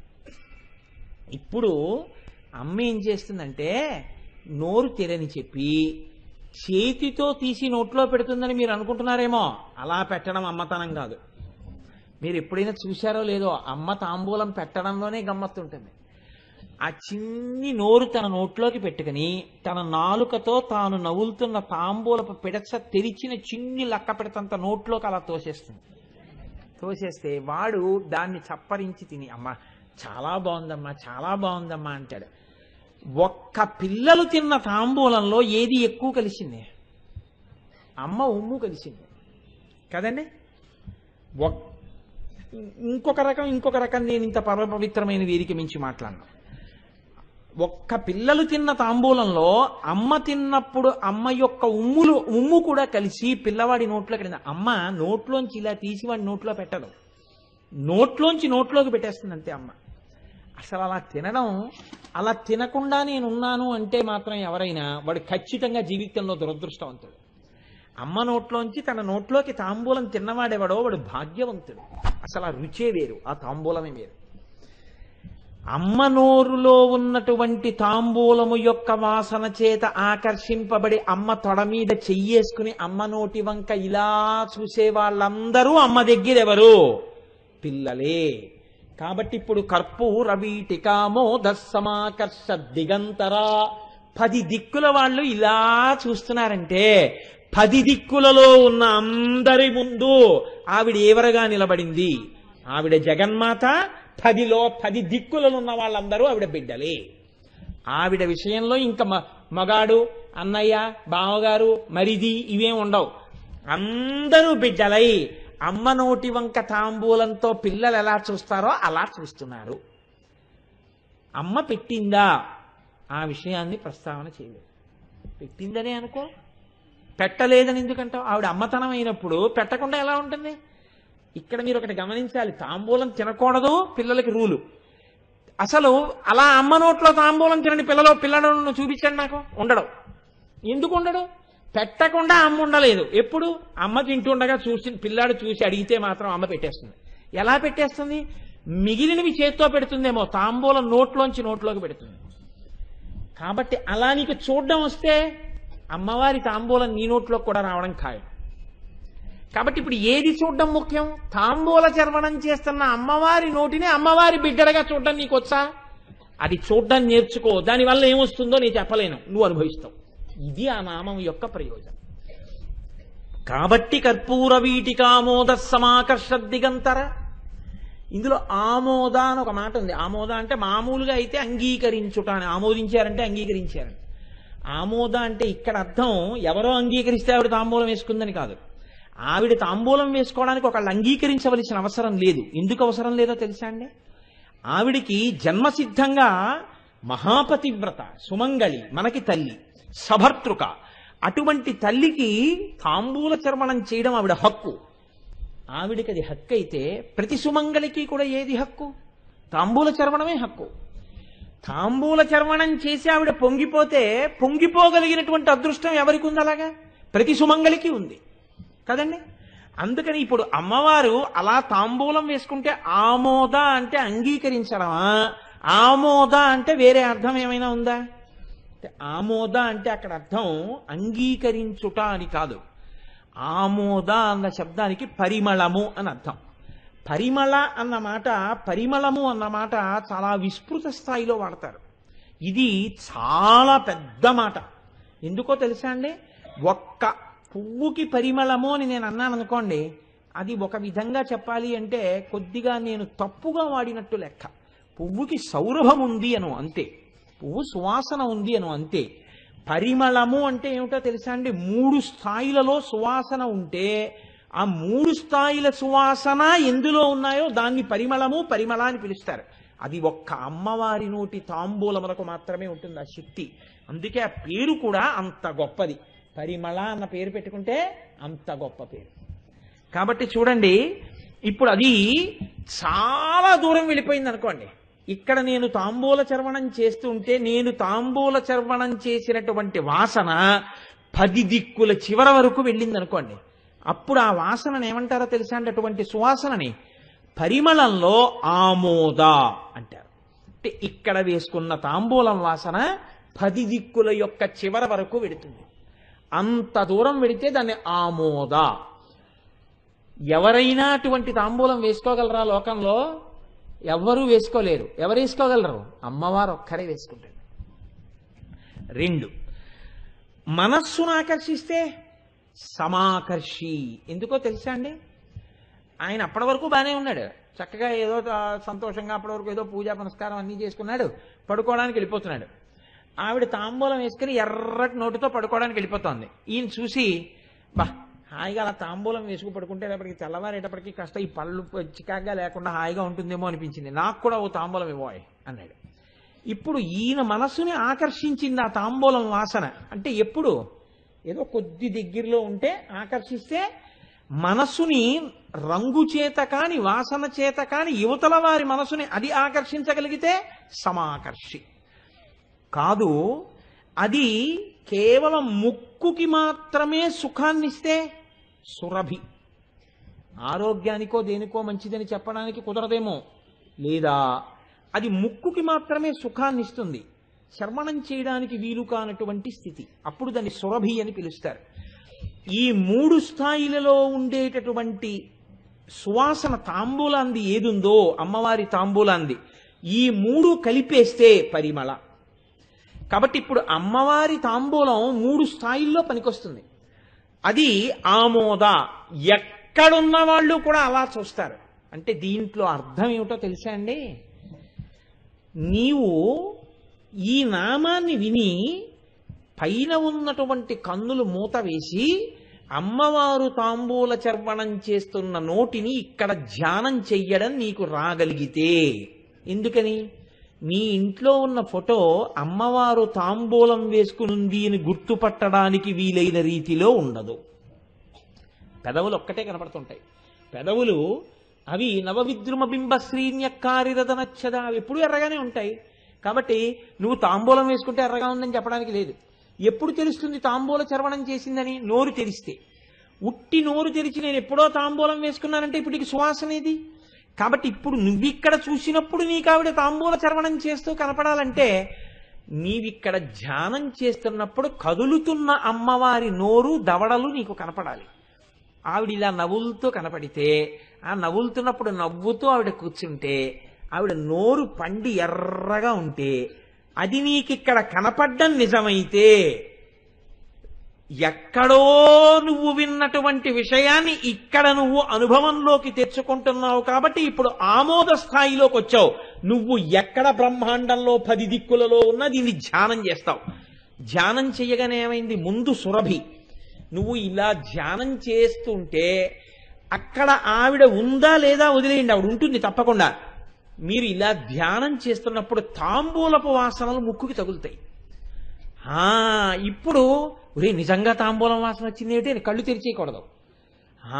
అమ్మవారు తాంబూల చర్వణం చేస్తున్న వాసన నాసాపుటములతో ఆఘ్రాణించారు, నా తల్లి నోట్లోంచి వస్తున్న సువాసన అని. ఇప్పుడు 2వ స్థాయిలో మీ మనసు కూడా ఆకర్షింపబడిపోయింది. సువాసన చూడగానే ముక్కు పనిచేసింది అని చూస్తూ ఈ కన్నులు మూతపడే ఉన్నాయి. ఏ కంటితో చూస్తున్నారు మరి? అంతర్నేత్రంతో చూస్తున్నారు. అంతర్నేత్రంతో చూస్తున్నప్పుడు ఆవిడిలా నవ్వులుతుంటే తెల్లటి పలువరస, ఎర్రటి పెదవులు, ఎర్రటి నాలుక, అమ్మవారి యొక్క దవడలు, లోపల ఉన్నటువంటి ఎర్రటి బుగ్గల భాగము, తమలపాకు యొక్క పిడచలు, మధ్య మధ్యలోది కర్పూర వీటికామోద సమాకర్ష దిగంతరా కనుక ఇంకా బాగా నవలకుండా ఉండడం చేత కనపడుతున్నటువంటి వక్క పలుకులు, ఎర్రటి నాలుక మీద తొందరగా మీకు కనపడేవేవి? తెల్లటి కర్పూర కలికెలు, కర్పూరపు ముక్కలు, తునకలు నాలుక మీద అంటుంటే మీకు కనపడ్డాయి అనుకోండి. ఇలా మీకు కనపడిన ఉత్తర క్షణంలో మీరు అసలు ఆ నామము యొక్క ప్రయోజనమును ఇప్పుడే ఇక్కడే పొందేశారు. అలా పొందేసి ఏమొస్తుంది చెప్పలేం. ఈ ఒక్క నామానికి మాత్రం ఇది ప్రయోజనమని చెప్పగలనా? చెప్పలేను. ఏ ప్రయోజనం ఇస్తుంది? ఏ ప్రయోజనమైనా ఇచ్చేస్తుంది. భర్త అనారోగ్యంతో ఉన్నారు, అనారోగ్యం తగ్గిపోతుంది. కొడుకు ఉద్యోగం రావాలి, వచ్చేస్తుంది. నిరక్షర కుర్చీ మహాకవి అయిపోతాడు. లోపలేదో కోరిక ఉంది, తీరిపోతుంది. అది ధర్మబద్ధం అయితే. అసలు అమ్మవారి నోరు చూడగానే కోరికలన్నీ ధర్మబద్ధం అయిపోతాయి. ఇప్పుడు ఏ కోరికలైనా తీరిపోతాయి. ఏ కోరిక తీరుతుందని నేను చెప్పడం కుదురుతుంది? కుదరదలాగా. కాబట్టి తాంబూల ప్రసాద ఇక్కడ చూసి వేసుకున్నది. ఇక్కడ చూసి ఆ నోటిని చూడగలిగితే నువ్వు అలా చూసిన ఉత్తర క్షణంలో ఆవిడ ఏం చేస్తుందో తెలుసా? నువ్విక్కడ అలా చూడ్డం నీకొస్తే ఆవిడ తల్లి, ఆవిడ ఉండలేక తాంబూలపు పిడచ నీ నోట్లో పెట్టేస్తుంది. అంతే, పూర్తయిపోయి. ఆవిడ నోట్లో తాంబూలం నువ్వు పుచ్చుకోగలవు, మిగిలింది ఆవిడ దృష్టిపాతం చేత ప్రసాదం పుచ్చుకోగలవు. ఎంత గొప్ప అమ్మైనా కొడుకు అమ్మ దగ్గరికి వచ్చి ఇలా అమ్మ కూర్చుంటే తొడల మీద చెయ్యేసి అమ్మ అమ్మ నోరేంటమ్మా ఎర్రగా అంటే ఉండలేక నోట్లోకి తాంబూలపు పిడచ పెడుతోంది. అమ్మవారు తాంబూల చర్వణం చేసిన నోటిని నువ్వు చూడగలవా? ధ్యానంలో చూడగలిగితే నీ నోట్లో కూడా తాంబూలపు పిడచ వచ్చి తీరుతుంది. వచ్చిందలాగా. నిన్నటి రోజునే మీకు చెప్పాను, అఖిలాండేశ్వరి దేవాలయంలో కాలమేఘం పొందాడు, మూకశంకరులు పొందారు, కాళిదాసాదులు పొందారు. ఎందరో అమ్మవారి యొక్క తాంబూలపు పిడసల్ని వాళ్ళు తిన్నారు. దానిని కనీసంలో కనీసం అనుభవం ఏమిటంటే అమ్మవారి దగ్గర పెట్టిన తాంబూలం తీసి నువ్వు తింటావు. ఇలా తినగా తినగా తినగా ఎప్పుడో అప్పుడు హఠాత్తుగా నీకు అలా దర్శనం చేసే యోగ్యత అమ్మవారి ఇచ్చేస్తుంది. కాబట్టి అలాంటి తాంబూలం వేసుకోకుండా సుమంగళుడు ఉండకూడదు. ఆవిడ సౌమాంగల్యానికి గుర్తుగా ఆవిడ ఆ తాంబూల చర్వణం చేస్తోంది. నువ్వు కూడా తాంబూల ప్రసాదాన్ని తీసుకుని వేసుకోవలసి ఉంటుంది. ప్రతిరోజు తాంబూల చర్వణం చెయ్యవలసిందే సుమంగళి. అది ఆవిడ హక్కు అండి, ఆవిడ అధికారం అది. కనుక చూడండి, ఇప్పుడు ఎంత రహస్యమా నామంలో ఉంది అంటే ఇంత అంత అని దానికి హద్దు చెప్పడం కుదరదు. నువ్వు ఎన్ని రోజులు చెప్పినా ఏ నామము యొక్క గొప్పతనాన్ని చెప్పడం నీ యొక్క వాక్కులకు కుదరదో అటువంటి నామం లలితా సహస్రంలో ఏదైనా ఉంటే అది ఈ ఒక్క నామమే. నన్ను మీరు నమ్మగలిగితే కర్పూర వీటికామోద సమాకర్ష దిగంతర అన్న నామానికి ఫలితాన్ని మీరు చెప్పడం కుదరదు. ఎందుకని? లోకంలో ఎక్కడెక్కడ మహాపురుషులున్నారని మీరు అనుకుంటున్నారో వాళ్ళందరూ బయట మీకు దొరకకపోవచ్చు. ధ్యానంలో తాంబూల చర్వణం చూసి అమ్మవారి నోటి పిడచ తినడం వల్ల అలా అయిన వారే. ఇప్పుడు మీరు పేర్లు చెప్పుకోండి అంతే. అగస్త్యుడు తిన్నాడు, వశిష్ఠుడు తిన్నాడు, గౌతముడు తిన్నాడు, అత్రి తిన్నాడు, అనసూయ తింది. అమ్మవారి యొక్క తాంబూల ప్రసాదము చేతనే వీరందరూ ఇంతవారైనారు అంతే. ఆయన కలెక్టర్ గారండి అన్నారు అనుకోండి, ఆయన ఐఏఎస్ చదివారండి అని మీరు అడగకూడదు. ఆయన కలెక్టర్ గారండి అంటే ఐఏఎస్ చదివేశారు. అలాగే ఆయన అంతవాడయ్యాడండి, ఖచ్చితంగా అమ్మవారి తాంబూలపు పిడత తిన్నాడు, అదే గుర్తు. లేకపోతే ఆ శక్తి రాదు. తాంబూల ప్రసాదమును తీసుకున్నాడా లేదా ఆయన శక్తి చేత ప్రకటనమైపోతూ ఉంటుంది, ఆయన భక్తి చేత ప్రకటనమైపోతూ ఉంటుంది. ఇది గుర్తురా అబ్బాయి. అంత స్థితినిస్తుంది అమ్మవారు. ఒక్కొక్క తల్లి మహాపతివ్రత అయిపోయి సూర్యాస్తమయాల్ని కూడా శాసించేస్తుంది. కరువు కాటకాల్లో ఉన్న చోట పంటలు పండించేస్తుంది అనసూయమ్మ. ఎక్కడదా శక్తి? ఆవిడే చెప్పుకుంది, అమ్మవారి ఉపాసన. ఆ ఉపాసనలో తాంబూల ప్రసాదం తింటుంది. ఆ నోటిని నువ్వు చూడగలవా? నేను బిడ్డనన్న భావన నీకుంటే చాలు, ఇంకేమీ అక్కర్లా.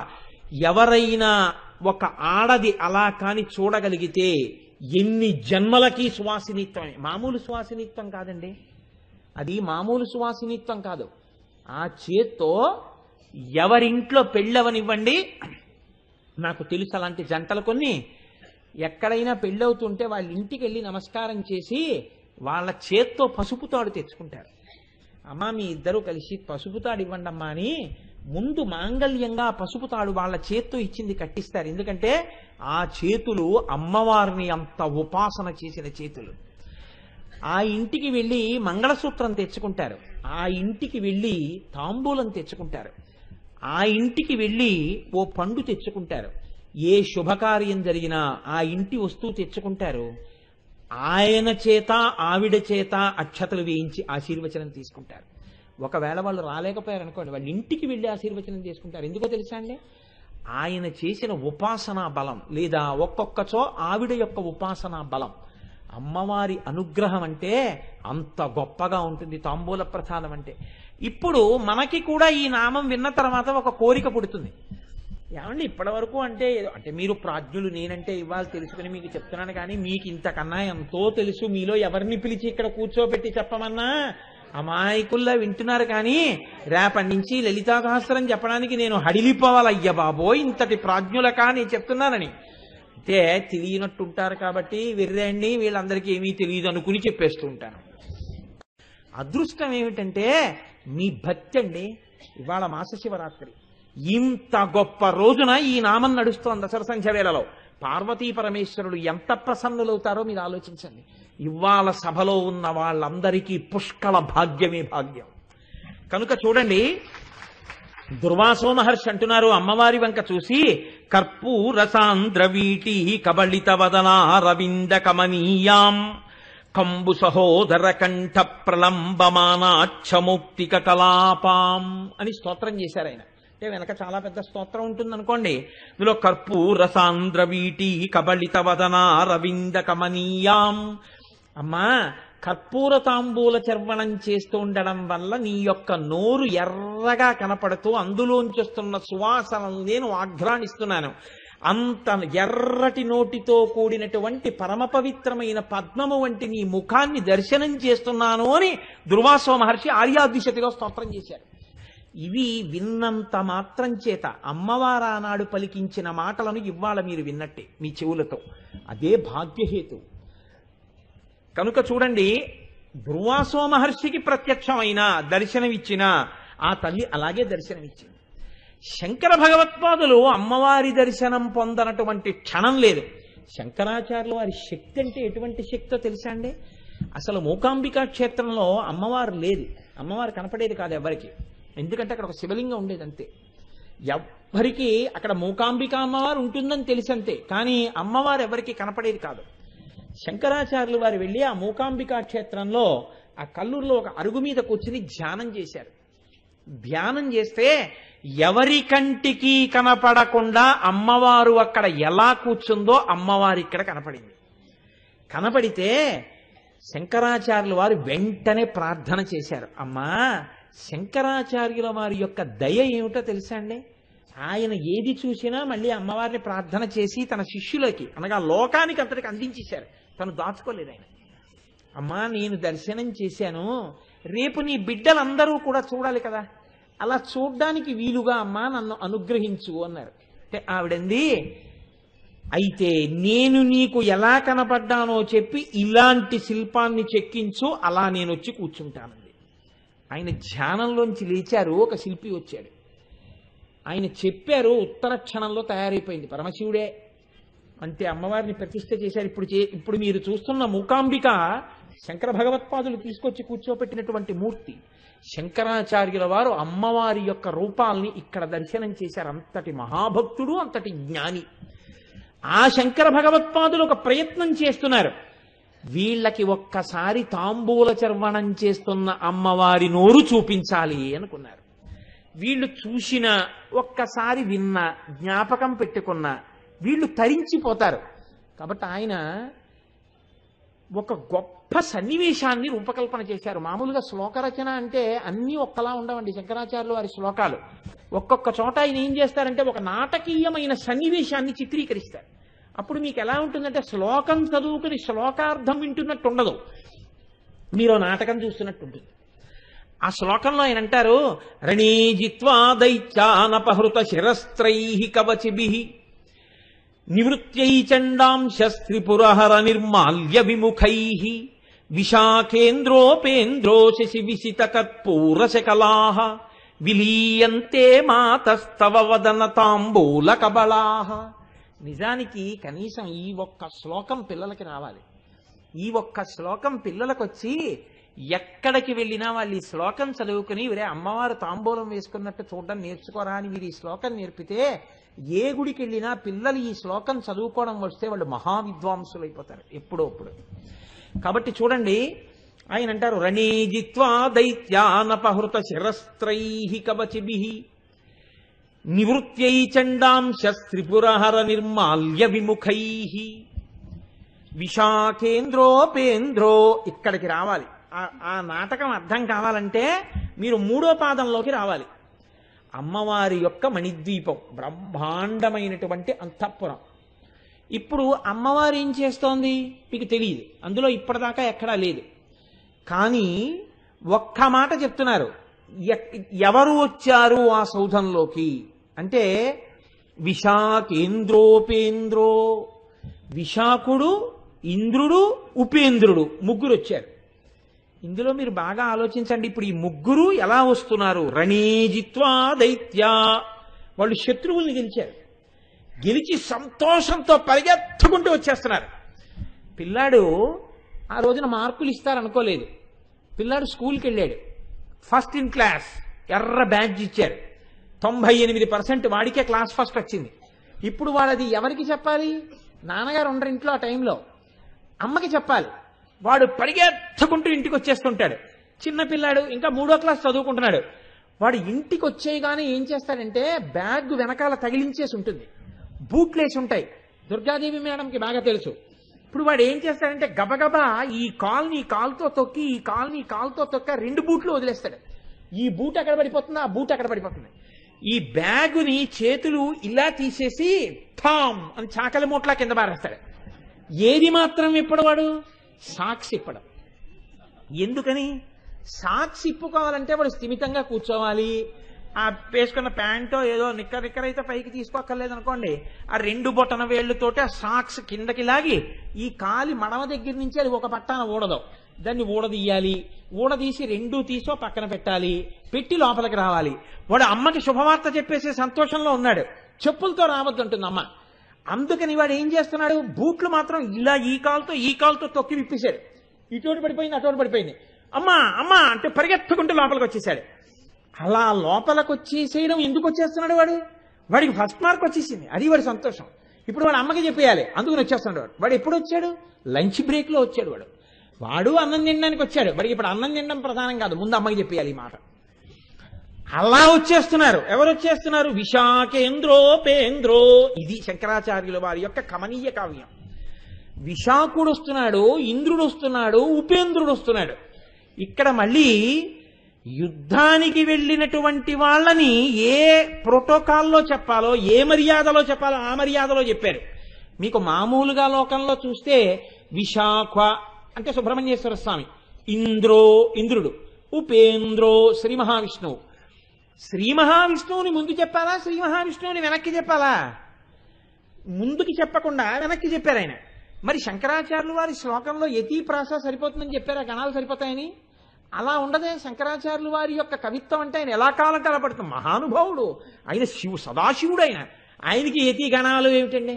మరి అటువంటి వారు పరిగెత్తుకుని లోపలికొచ్చి జయాన్ని గురించి చెప్పడానికి వచ్చేటప్పుడు ఎవరు ముందు అగ్రగణ్యుడో యుద్ధంలో వాడి పేరు ముందు చెప్పాలి. Commander in chief of the armed forces ఎవరు? దేవసైన్యానికి అధ్యక్షుడు ఎవరు? సుబ్రహ్మణ్యేశ్వర స్వామి, ఆయన దేవసైన్యానికి అధ్యక్షుడు. ఇప్పుడు గెలిచింది ఎవరు? దేవసైన్యం గెలిచింది, రాక్షస సైన్యం ఓడిపోయింది. కాబట్టి ముందెవరి పేరు చెప్పాలి? సైన్యాధిపతి పేరు చెప్పాలి. అందుకని విశాఖ. ఏ సుబ్రహ్మణ్యుడు అనొచ్చుగా, విశాఖ అన్న పేరు ఎందుకన్నారు? ఆ పేరు అనకుండా విశాఖ అన్న పేరు నిజానికి పైకి కనపడని పేరు శాస్త్రంలో, తెలుసా అండి?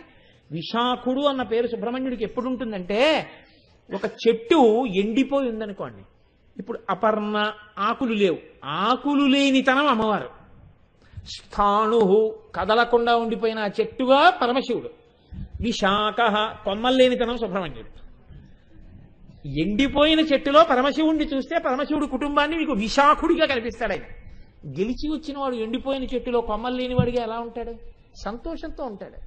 మరి శంకరాచార్యులు వారు ఆయనకి చాలా పేర్లు ఉన్నాయిగా. కుమార, షణ్ముఖ, అన్ని ముఖాలతో యుద్ధం చేశాడని షణ్ముఖ అన్న పేరు వేయచ్చుగా.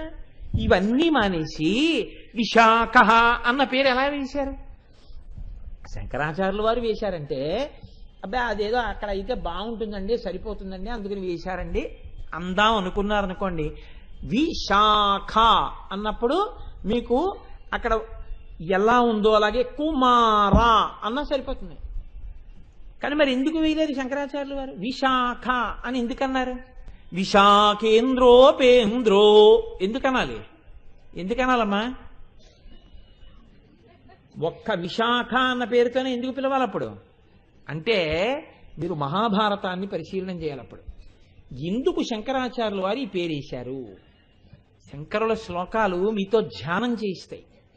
ఇక్కడ సుబ్రహ్మణ్యుడి పేరు పిలిచేటప్పుడు శంకరులు విశాఖ అన్న పేరు ఎందుకు వేశారు అంటే, మహాభారతంలో సుబ్రహ్మణ్యేశ్వర స్వామి వారి పుట్టుకను గురించి ఒక రహస్యం చెప్పారు.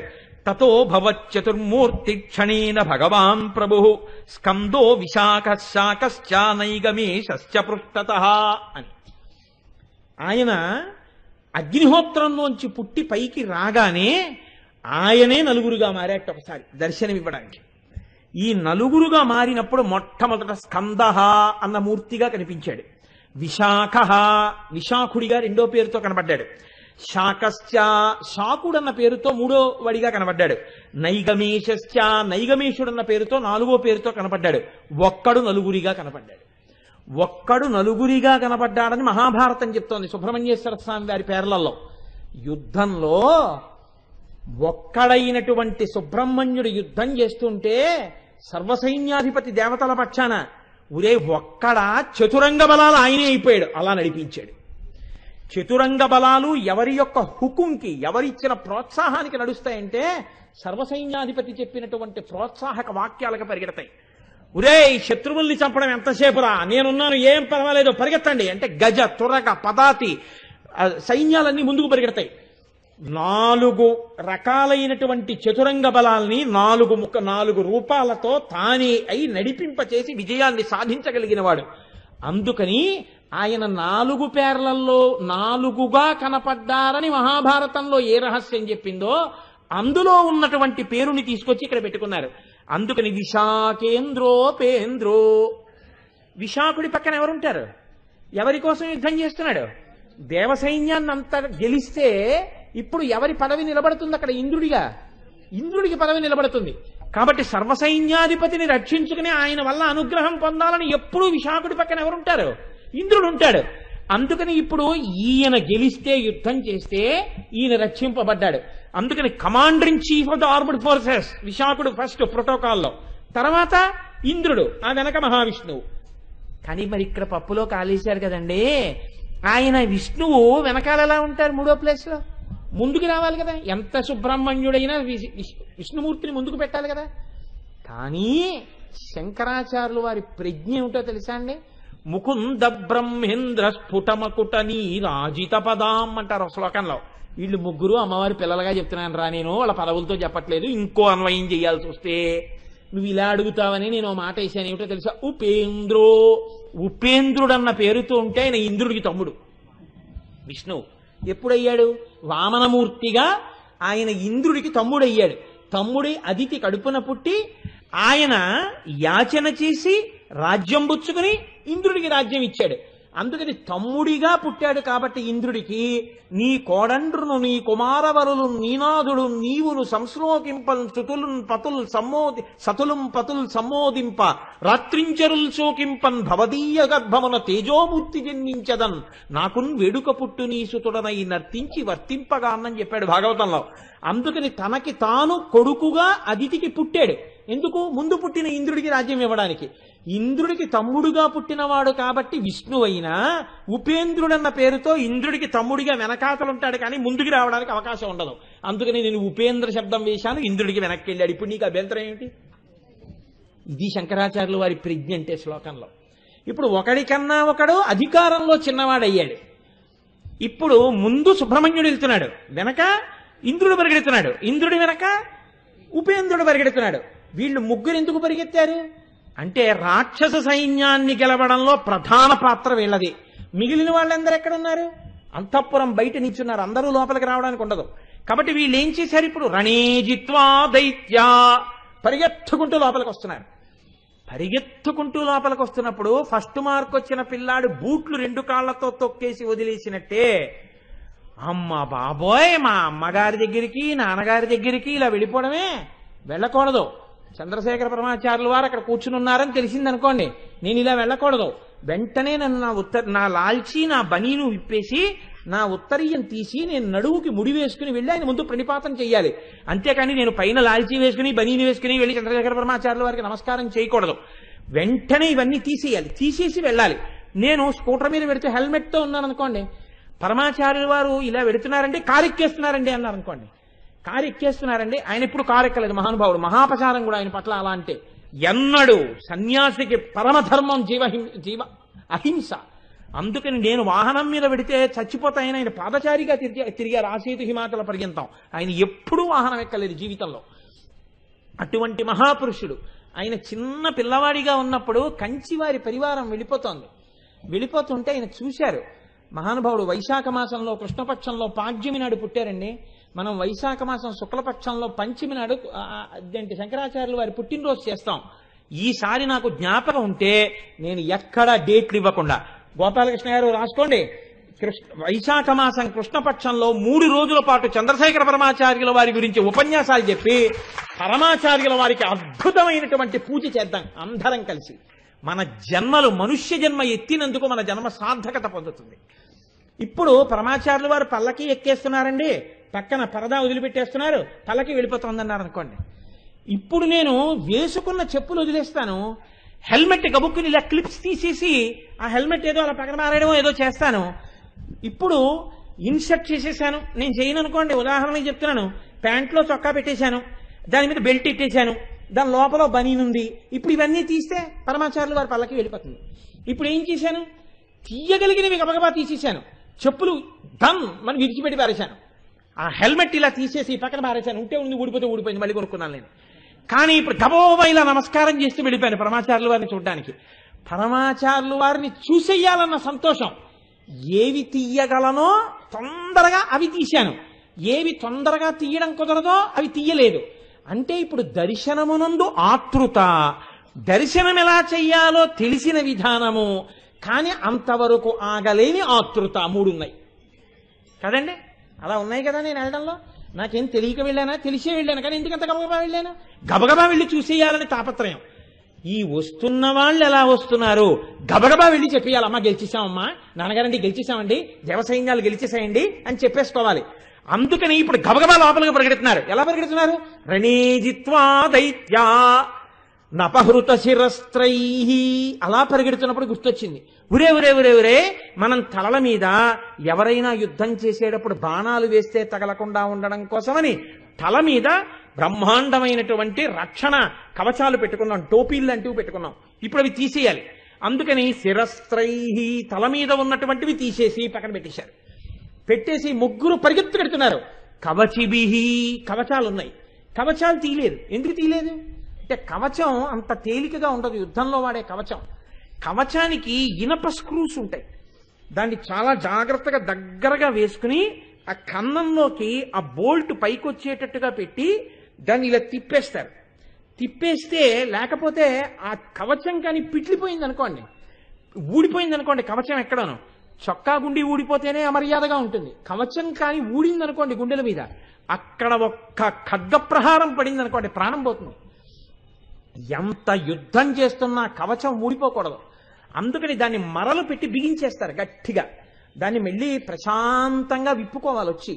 అందుకని ఇప్పుడు దానికి బాగా తిప్పేశారు, ఇదంతా ఇన్ని గుండీలో కోటుకున్నట్టు. అందుకని ఇవన్నీ తిప్పేశారు. ఇప్పుడు ఇవన్నీ తిప్పి తిప్పి తిప్పి తిప్పి తిప్పి తిప్పి ఆ కవచం విప్పుకోవాలంటే చాలా సమయం పడుతుంది. అంత ఓపిక లేదు. అమ్మకి చెప్పాలి, వెళ్ళి నాన్నగారికి చెప్పాలి, నాన్నగారండి మేము గెలిచాను నాన్నగారండి అని చెప్పాలి. ఇప్పుడు వాళ్ళు అలిసిపోయి ఉన్నారా లేదా, అలిసిపోయి ఉన్నారు. ఆకలిస్తోందా లేదా, ఆకలిస్తోంది. వాళ్ళు పరిగెత్తుకుంటూ లోపలికి వచ్చారు. ఎలా వచ్చారు, రణీజిత్వా దైత్యానపహృత శిరస్త్రై కవచిభిహి, కవచాలతో వచ్చేశారు. వచ్చేసి ముందిలా లోపలికి వెళ్ళిపోతుంటే వాళ్ళకి ఒక గది కనపడింది. అక్కడ నాన్నగారు కూర్చుంటుంటారు. నాన్నగారు కూర్చునే గది, నాన్నగారు ఉన్నారేమో చెప్దామని ఇలా తెర తీసి చూశారు. అక్కడ ఒక బంగారు పువ్వుల పీట వేసింది. బంగారు పువ్వుల పీట ముందు ఒక పెద్ద అరిటాకు వేసింది. అరిటాకులో భోజనం చేసేసిన గుర్తుంది. కొద్ది కొద్దిగా పదార్థాలున్నాయి. ఇప్పుడు నాన్నగారు తినగా మిగిలినటువంటి పదార్థాన్ని తినేటటువంటి అధికారం కొడుకులకి జన్మతః ఉంది. కాబట్టి ఇప్పుడు వీళ్ళు ఆకలితో ఉన్నారు. పరిగెత్తుకుంటూ వెళ్ళి నాన్నగారు తినగా మిగిలిన పదార్థం ఏదైనా వీళ్ళు నోట్లో వేసుకోవచ్చు, కానీ వాళ్ళు వేసుకోలేదట. ఇలా చూసి అన్నారట, నివృత్యై చండాంశ త్రిపురహర నిర్మాల్య విముఖై. మా నాన్నగారు ఏదైనా తింటే అందులో మిగిలినది ఎవరు తమంత తాముగా తినకూడదు, అది చండీశ్వరుడికి దక్కుతుంది. కాబట్టి ఇది మేం తినకూడదని వాళ్ళ తెర వేసేసి వెళ్ళిపోతున్నారు. అంటే మీకు ఏమర్థం అవుతుంది ఇందులో? ఇది శంకరాచార్యుల వారి ప్రజ్ఞ. శివుడు ఎంతటి వాడంటే తన బిడ్డలకు దక్కవలసిన అధికారాన్ని తీసేసి భక్తితో ఉన్నటువంటి మనలా పుట్టినటువంటి ఓ పిల్లాడికి ఇచ్చేశాడు. అందుకే శివ కుటుంబంలో ఎంతమంది అంటే 5 చండీశ్వరుడితో కలిసి. చండీశ్వరుడు ఎప్పుడు శివుడి పక్కన ఉంటాడు. వినాయకుడిని సుబ్రహ్మణ్యుణ్ణి అయినా పెట్టుకోడేమో కానీ చండీశ్వరుణ్ణి మాత్రం పెట్టుకుంటాడు. ఎందుకు? ఆవులు కాస్తూ తండ్రి శివాభిషేకం వద్దన్న కారణం చేత తండ్రిని కూడా చూడకుండా గొడ్డలు పెట్టి కాళ్ళు నరికేశాడు. నరికేసినందుకు వెంటనే ప్రత్యక్షమై తన యొక్క ఆంతరంగికమైన సేవకుడిగా తీసుకుని, ఉరే ఇవాళ నుంచి నేను ఏదైనా తింటే శేషం మీద అధికారం నీదేరా అన్నాడు శివుడు. ఇప్పుడు మీరు శివాలయంలోకి వెళ్ళి కొబ్బరికాయ కొట్టారనుకోండి, రెండో చెక్క మీరు తెచ్చుకోవచ్చా తెచ్చుకోకూడదా? తెచ్చుకోకూడదని తీసుకెళ్లి నంది దగ్గర పెట్టేయడం, గోడ మీద పెట్టేయడం చేశారనుకోండి, మహాపాపం సంక్రమిస్తుంది ప్రసాదం వదిలేసినందుకు. మీరు తెచ్చుకోవాలి. ఎలా తెచ్చుకోవాలి? తిన్నగా తెచ్చుకున్నారనుకోండి పాపం ముట్టుకుంటుంది. ఎలా తెచ్చుకోవాలి అంటే చండీశ్వరుడి దగ్గరికి వెళ్ళాలి. వెళ్ళి ఆయన ఎప్పుడు ధ్యానమగ్నుడై శివుణ్ణి చూస్తూ ఉంటాడు. కాబట్టి మీరు ఆయన దగ్గరికి వెళ్ళి ఆయనకి చూపించిన తర్వాత ఆయన అంటాడు తీసుకో అంటాడు. కానీ చూపించాలి ఎలా? ఆయన కళ్ళు విప్పాలి. అందుకని చిన్న చిటికె వెయ్యాలి అనాలంతే. ఆయన దగ్గరికి వెళ్ళి ఏం చేస్తుంటారంటే అంటారు. ఎందుకు అంటున్నావు అన్నారనుకోండి, ఆయనకి చెవుడు అంటారు. నీకు ఎప్పుడైనా చెప్పాడు ఆయన ధ్యానమగ్నుడై ఉంటాడు. ఆయనకి చిటికెల చండీశ్వరుడు అని పేరు. నువ్వు ఒక్క చిటిక వెయ్యాలంతే. వేస్తే ఆయన ఇలా కళ్ళు విప్పుతాడు. ఆ తేజస్సు నువ్వు చూడలేవు. అందుకే చండీశ్వరుడికి అభిముఖంగా నిలబడేటట్టుగా ఉండవు గుళ్ళు. చిన్న గుడి ఉండి పానవట్టానికి పక్కన ఉంటాయి. మీరు పక్కకే నిలబడగలరంతే, ఆయనకి ఎదురు నిలబడకూడదు. పక్కకి నిలబడి ఆయన కళ్ళు విప్పగానే ఇలా అనాలి అని ఇలా అనాలి. అంటే ఇలా కళ్ళు విప్పి ఇలా చూస్తాడు. ఓ నా స్వామి దగ్గరికి వచ్చావా, చెప్పుకున్నావా, ప్రసాదం పట్టుకెడుతున్నావా, తీసుకుపో. ఇప్పుడు ఆయన తీసుకెళ్ళిపోమన్నారు. ఆయన ఎప్పుడు ఇక్కడ పెట్టే నేను తినేస్తాను అనరు. ఇప్పుడు మీరు ఇది పట్టుకుని ఇంటికి వెళ్ళారనుకోండి, పూర్ణ ఫలితం వస్తుంది. ఆ కొబ్బరి ప్రసాదం మీరు నోట్లో వేసుకుంటే మీకు, మీ బిడ్డలకి, అందరికీ ఆ పార్వతీ పరమేశ్వరుల యొక్క అనుగ్రహం. అంతేగాని శివాలయంలో కొబ్బరి చెక్క ఇంటికి పట్టుకెళ్ళకూడదండి, గోడ మీద పెట్టి వెళ్ళిపోయారు అనుకోండి, వెళ్ళిపోతే ప్రసాద తిరస్కారం చేసినందుకు పాపం మీ ఖాతాలో పడుతుంది. కాబట్టి పట్టుకెళ్ళాలి. ఎలా పట్టుకెళ్ళాలి? చండీశ్వరుడికి చెప్పి పట్టుకెళ్ళాలి. ఇప్పుడు చండీశ్వరుడిని పిలిచి, చండీశ్వరుడు ఆకలిగా ఉంది, కొంచెం మా నాన్నగారి విస్తట్లోని మేము తినమా అని అడగడానికి వీళ్ళు ఎప్పుడు శుభవార్త చెప్దామా అని ఉన్నారు. ఇప్పుడు నాన్నగారు భోజనం చేసేసిన విస్తరి కనపడుతోంది. అంటే నాన్నగారు ఏం చేస్తున్నట్టు? భోజనం అయిపోయింది కాబట్టి లౌకిక మర్యాదలో ఆయన కాస్త విశ్రాంతి తీసుకుంటున్నట్టు లెక్క. ఇప్పుడు నాన్నగారి దగ్గరికి వెళ్ళి నాన్నగారండి నేను లేపేయచ్చా? లేపేయకూడదు. కాబట్టి ఇప్పుడు నాన్నగారు ముందు భోజనం చేసి ఉన్నారు ఆ ఇంట్లో అంటే అమ్మ భోజనం చేసిందా చేయలేదా చెప్పడం కుదరదు. ఎందుకు కుదరదు? ఈయనప్పటికి భోజనం చేసి చాలాసేపు అయిపోయి ఉంటే ఆవిడ భోజనం అయిపోయి ఉంటుంది. ఈ విస్తరి ఇంకా ఇక్కడ అలా లేదనుకోండి, ఆవిడ భోజనం చేయదు. ఎందుకు చేయదో తెలుసా అండి? ఆవిడ మహాపతివ్రత. భర్తకి పెట్టి ఆవిడ తింటుంది. పైగా ఆవిడలా మహాపతివ్రతగా ఉండడం చాలా కష్టం. ఎందుకో తెలుసా అండి? అంత తింగర భర్త. అదేమిటండి అంత మాట అనేశారు పరమశివుణ్ణి అంటారేమో. ఆయన ఎటువంటి వాడు? ఇంట్లోకి వచ్చి ఓ అన్నపూర్ణ అయిపోయిందా ఇడ్లీ అంటాడు. లేదు వేస్తున్నాను ఉండండి అందనుకోండి, గభాలను వెంటనే చొక్కా గుడ్డీలు పెట్టుకుంటూ పక్క వర్షంలోకి వెళ్ళిపోయి ఏం చల్లాయి ఏమిటి పలహారం అంటాడు. అంటే అయిపోయింది అన్నయ్య ఉప్మా చేశాను వాళ్ళు, ఇది నాకు కూడా కొంచెం పెట్టేయమ్మా అక్కడ తినేస్తాడు. నేను భవతి భిక్షాందేహి అని పక్క గుమ్మం దగ్గరికి వెళ్ళిపోతాడు ఆయన. అందుకని ముందు ఈయన పార్వతి అనేటప్పటికి ఇదిగో పెట్టేస్తున్నాను అని పెట్టేయాలి.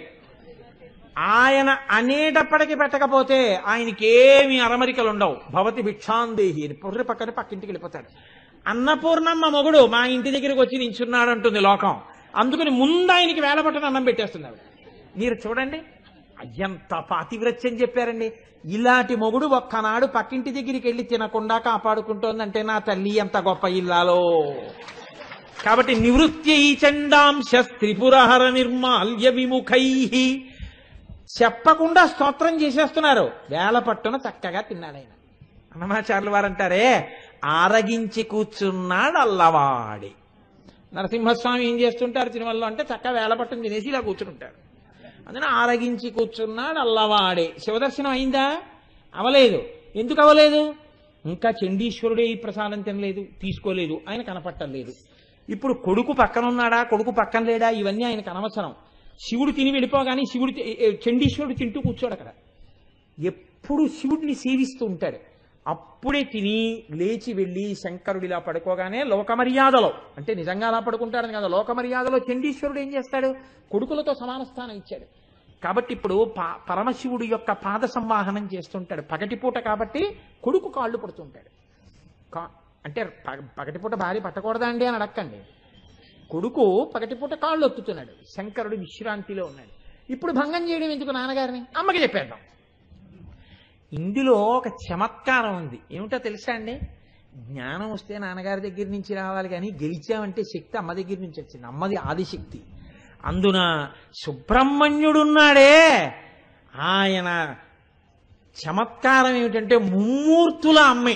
ఆ బుగ్గలు, ఆ అందం, ఆ కూర్చోవడం, అందులో గెలిచింది దేంతో గెలిచాడండి, రాక్షస సైన్యాల్ని తన ఆయుధంతో గెలిచాడు. ఏమిటా ఆయుధం, శూలం. ఎవరా శూలం, అమ్మవారే. అమ్మవారే శూలంగా ఉంది. అందుకని ఇప్పుడు గెలిచేశానన్న మాట ఎవరికి చెప్పాలి, అమ్మకి చెప్పాలి. ఇది ఎలా ఉంటుందంటే, నాన్నగారు చాలా బిజీ ఆఫీసర్, లేకపోతే నాన్నగారు ఎప్పుడు అలా చదువుకుంటుంటారు. ఉండరా నేనే చదువుకోవట్లేదు, ఇంక నీకు నేనేం చెప్పను అంటుంటాడు. ఆయన ఏదో చదువుకుంటుంటాడు, ఎప్పుడు ఏదో పరవశం, రఘువంశం చదువుకుంటుంటాడు, ఆహాహా అనుకుంటుంటాడు, రామాయణం చదువుకుంటా ఆహాహా అనుకుంటున్నాడు. వాడికి ఒక్కనాడు ఏం చెప్పాడు. కానీ అమ్మ అదృష్టవశాత్తు ఎంఏ పాస్ అయింది. అమ్మ ఏం చేస్తుందంటే పాపం కూర్చోబెట్టుకుని అన్నీ చెప్పి wish you all the best అని నమస్కారం పెట్టించి, బొట్టు పెట్టి, ముద్దు పెట్టి, ఆశీర్వచనం చేసి, నువ్వు చక్కగా ఫస్ట్ మార్క్ తెచ్చుకోవాలి నాన్న అని చెప్పి వీధిలోకి వచ్చి పిల్లాన్ని పంపించి టాటా చెప్పి వాడి హాల్ టికెట్ ఇచ్చి పెన్ ఇచ్చి వాడిని పంపించింది. ఇప్పుడు వాడికి ఫస్ట్ మార్క్ రాగానే ఎవరు గుర్తొస్తారు, రోజు పాఠాలు చెప్పి నన్ను పంపించిన అమ్మ గుర్తొస్తుంది. అమ్మకి చెప్పాలి, పరిగెత్తుకొస్తాడు వాడు. చేతిలో శూలం పట్టుకుని గెలవడంలో ఎవరికి చెప్పాలని తాపత్రయం అంటే సుబ్రహ్మణ్యుడికి, అమ్మకి చెప్పాలని తాపత్రయం అంటే. అందుకని పోలే పడుకుంటే ఏమిటి, శుభవార్త చెప్దామని లోపలికి వెళ్ళడం వెళ్ళలేదు. ఇది ఎలా ఉంటుంది, పిల్లాడి మనస్తత్వమే. అక్కడ సైన్యాధిపతి, ఇక్కడ మాత్రం అమ్మ కొడుకి. శ్లోకంలో ఉన్నాయా ఇవన్నీ, శ్లోకం మీద ధ్యానం చేస్తే మీకు వస్తాయి. ఎంత గమ్మత్తండి శంకరాచార్యులు వారి శ్లోకాలంటే, కళ్ళకి కట్టేస్తారు తీసుకొచ్చి. కాబట్టి ఇప్పుడు ఇలా తెర తీసి చూశాడు, అమ్మకి చెప్తాను. అమ్మ ఇక్కడ ఉండదు కదా, మరి ఎందుకు తెర తీశాడు, అన్నం పెడుతూ ఉంటుంది మా నాన్నగారికి. ఒక్కొక్కసారి నాన్నగారు ఇస్తారుందంటే అమ్మన్నం పెట్టేసింది. అమ్మన్నం పెట్టేసిన తర్వాత ఇంకా ఆయన ఊరిగా సతాయించదు, కాసేపు కళ్ళు మూతలు పడతాయని ఆయన అమ్మకి తెలుసు. కాబట్టి అమ్మ తన గదిలో కూర్చుంటుంది. ఇప్పుడు ఎక్కడికి పరిగెత్తారు, రణీజిత్వా దైత్యానపహృత శిరస్త్రైః కవచిభిః నివృత్యై చండాంశ త్రిపురహర నిర్మాల్య విముఖైః విశాఖేంద్రోపేంద్రో. ఇక్కడ వరకు చెప్పాను మీకు శ్లోకం. నేను 3వ పాదం దగ్గర తీసుకుని 1వ పాదం నుంచి వచ్చాను. మళ్ళీ ఎక్కడికి వెళ్ళారట, పరిగెత్తుకుంటూ వెళ్ళిపోయారు అమ్మ దగ్గరికి. అమ్మ ఏం చేస్తోంది, అన్నం తిందా చెప్పలేదు శంకరాచార్యులు వారు. ఏం చేస్తోందన్నారు, శశి విసిద కర్పూర శకలాహ అన్నారు. తాంబూలం వేసుకుని తాంబూలం నవ్వులుతోంది. అంటే తినేసిందా, తినలేదా, తినేసింది. అమ్మ ఎలా తిందని మీరు అడగవలసిన అవసరం ఏమిటి, శివుడు తినేశాడని చెప్పాంగా. ఇప్పుడు ఆవిడ తినేసినట్టే లెక్క. అంటే మహాపతివ్రత.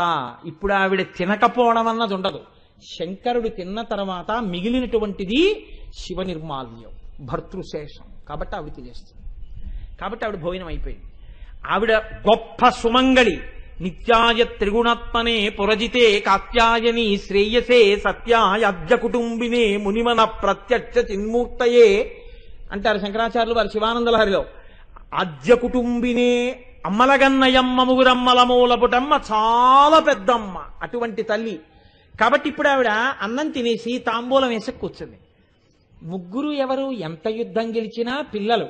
వాళ్ళు ఇంత పరిగెత్తుకుంటూ వచ్చేటప్పటికిట అమ్మ తాంబూలం వేసుకుంటే వీళ్ళు అసలు చెప్పడం మర్చిపోయేట. పరిగెత్తుకుంటూ వచ్చేసి ఇలా కూర్చుంది కదండి, ఆసనంలో కూర్చుని చక్కగా కాళ్ళు కింద పాదపీఠం మీద పెట్టుకుని తాంబూల చర్వణం చేస్తోంది. ఇటు ఇద్దరు వచ్చారు, ముందు నుంచి సుబ్రహ్మణ్యుడు వచ్చాడు, ఇటు పక్కకి ఉపేంద్రుడు వచ్చాడు, ఇటు ఇంద్రుడు వచ్చారు. వచ్చి ఇంద్రుడేమో ఇటు నుంచి తొడ మీద చేతులేసి ఇలా అమ్మ నోటి వంక చూశాట. సుబ్రహ్మణ్యుడు అమ్మ 2 మోకాళ్ళ మీద చేతులేసి ఇలా అమ్మ నోటి వంక చూస్తున్నట్ట. ఉపేంద్రుడు అట్నుంచి వచ్చి అటు తొడ మీద చేతులేసి ఇలా అమ్మ వంక చూస్తున్నట్ట.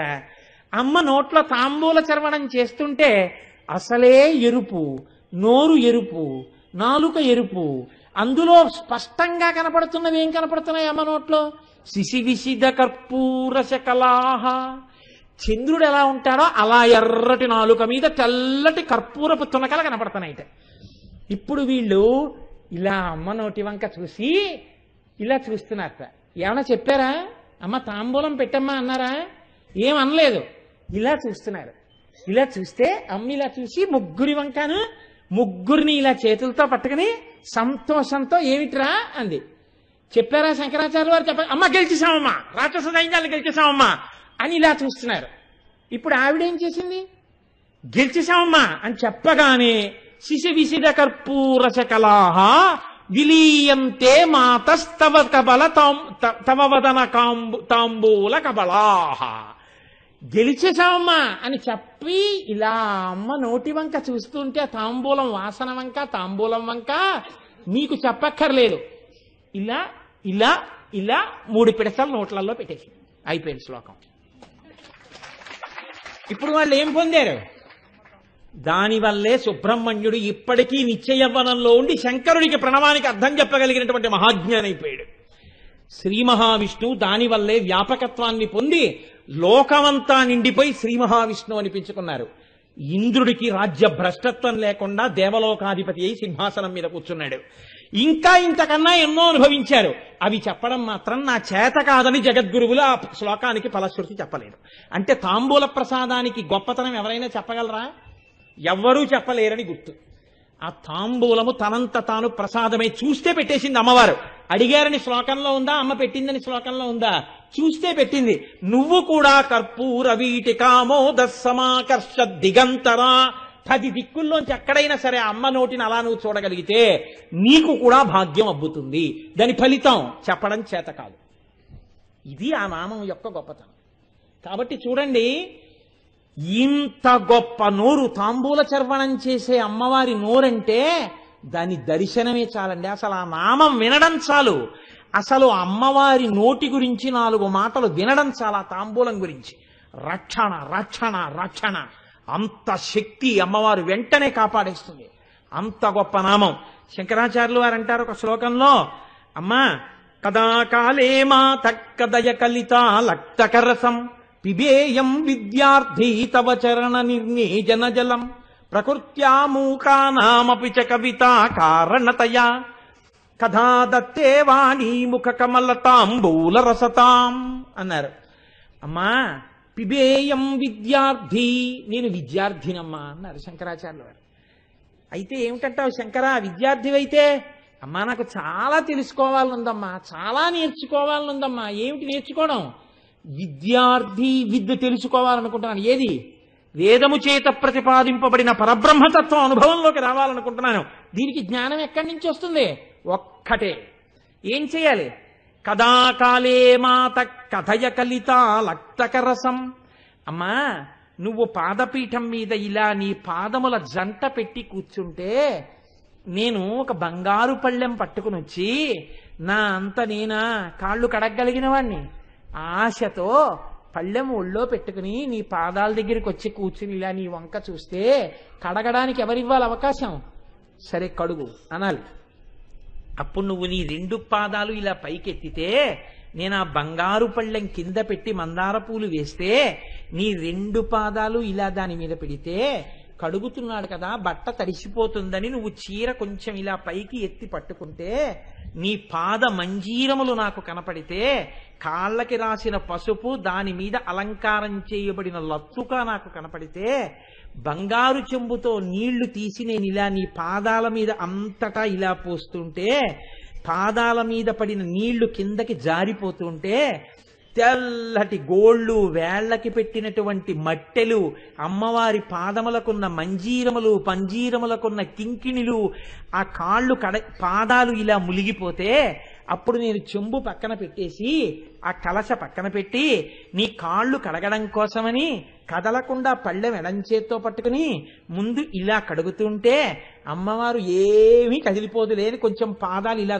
నొక్కి పెడితే అమ్మ నన్ను 2 చేతులతో కడగమంటోందనుకుని ఇలా కుడి చేత్తో ఇలా పాదమంతా చుట్టూ తిప్పి కడుగుతుంటే చల్లటి మెత్తటి పాదాలు చేతులకి తగిలితే ఇలా నేను కడగడంలో నా ఈ చేతులు ఆ నీళ్లలో తడిసిపోతే అప్పుడు నేను ఈ పాదం కూడా ఇలా కడిగితే పళ్ళెంలో నీళ్లు ఇదంతా నాకు అంటుకుంటే నీ పాదములకు ఉన్న లత్తుక పళ్ళెంలో ఉన్న నీళ్లల్లో కరిగి నీళ్లన్నీ ఎర్రగా అయిపోతే అమ్మా నేను అప్పుడు ఉద్ధరిని తీసుకుని నీ పాదాల మధ్యలో లోతుగా ఉన్న చోట ఇలా ముంచి ఆ తీర్థం ఇలా చేత్తో పట్టుకుని కుడి చేతిలో పోసుకుని నేను ఇలా నోటిలోకి 3 మార్లు పుచ్చుకుంటే ఏనాడు నీ పాదతీర్థం అలా పుచ్చుకుంటానో ఆనాడమ్మా నేను సరస్వతీదేవి తాంబూల చర్వణం చెయ్యగా వచ్చినటువంటి ఎర్రని ఆ ద్రవాన్ని మింగిన వాడితో సమానమమ్మా.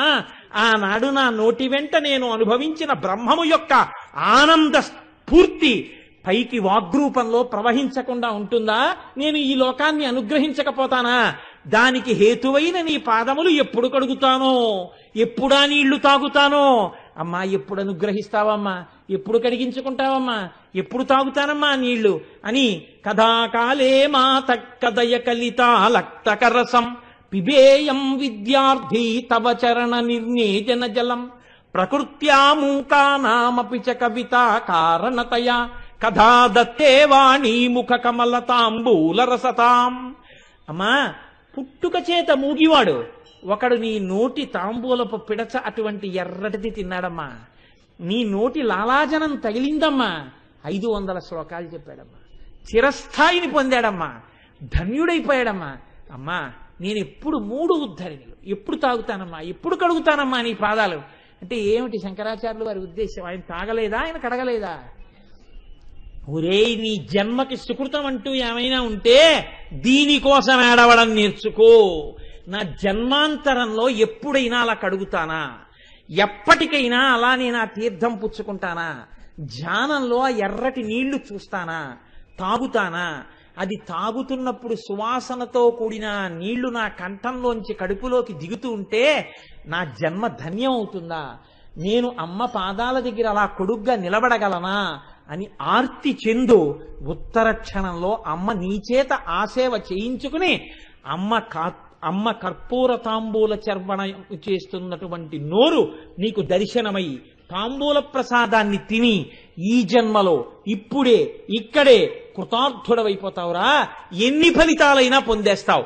ప్రత్యేకించి ఇవాల్టి ఈ నామాన్ని ఏ సుమంగళి విన్నా, ఏ స్త్రీ విన్నా ఎన్ని జన్మలకి చెక్కు చెదరని పసుపు కుంకాలతో చేతులతో ఇలా పెట్టుకోవడం అంతటి ఐశ్వర్యవంతురాలై ఆ అమ్మ అనుగ్రహంతో అంత సంతోషంగా ఉంటారు. పురుషులు ధర్మబుద్ధితో చక్కటి కావ్యగానం చేస్తూ అమ్మ పాదముల యందు భక్తితో ఉంటారు. ఇది మాత్రమే అనుగ్రహమని, ఇది దీని యొక్క ఫలితమని నేను చెప్పట్లేదు. ఒక బిందువును ఉటంకించకపోతే దోషభూయిష్టం అవుతుందని అన్నాను తప్ప ఆ తాంబూల చర్వణము వలన కలిగేటటువంటి ఫలితము, ఆ నోటిని చూడడం వల్ల వచ్చే ఫలితము ఇది అని చెప్పడం లోకంలో ఎవరికీ సాధ్యం కాదు. శంకర భగవత్పాదులంతటి వారు చెప్పకుండా వదిలేశారంటే అది ఎంత శక్తివంతమో. అంత గొప్ప శ్లోకాన్ని మనం ఆ నోటిని చూడాలని ఆ ముగ్గురు వచ్చి కూర్చున్నట్టు అమ్మ పెట్టినట్టు ఏదో నాటకంలా చెప్తే అది వింటూ తెలియకుండా గబుక్కుని మనం కూడా చూసేస్తున్నామని అలా చూసేసినా ప్రయోజనం వచ్చేస్తుందని శంకరాచార్యుల వారు ఒక నాటకీయ సన్నివేశాన్ని శ్లోకంలో సృష్టించి అంత అందంగా మనకి ఆవిష్కరించారు. చాలు ఈ ఒక్క నామం ఎంత అదృష్టం. రేపటి రోజున వేరొక నామాన్ని అమ్మ నా చేత పలికించి నా నాలుక యందు నర్తించి నన్ను కృతార్థుడను చేయునుగాక. ఇవాళ పరమోత్కృష్టమైన నామాన్ని మీరు విని ఉన్నారు కనుక తప్పకుండా అమ్మవారి దర్శనం చేసుకుని మీరు వెళ్ళండి. నేను మిమ్మల్ని ఇబ్బంది పెట్టడానికి అన్నడూ చెప్పను. అది మీ భాగ్యహేతు అనుకుంటేనే నేను ఈ మాట చెప్తాను. చక్కగా దర్శనం చేసుకుని బయలుదేరండి.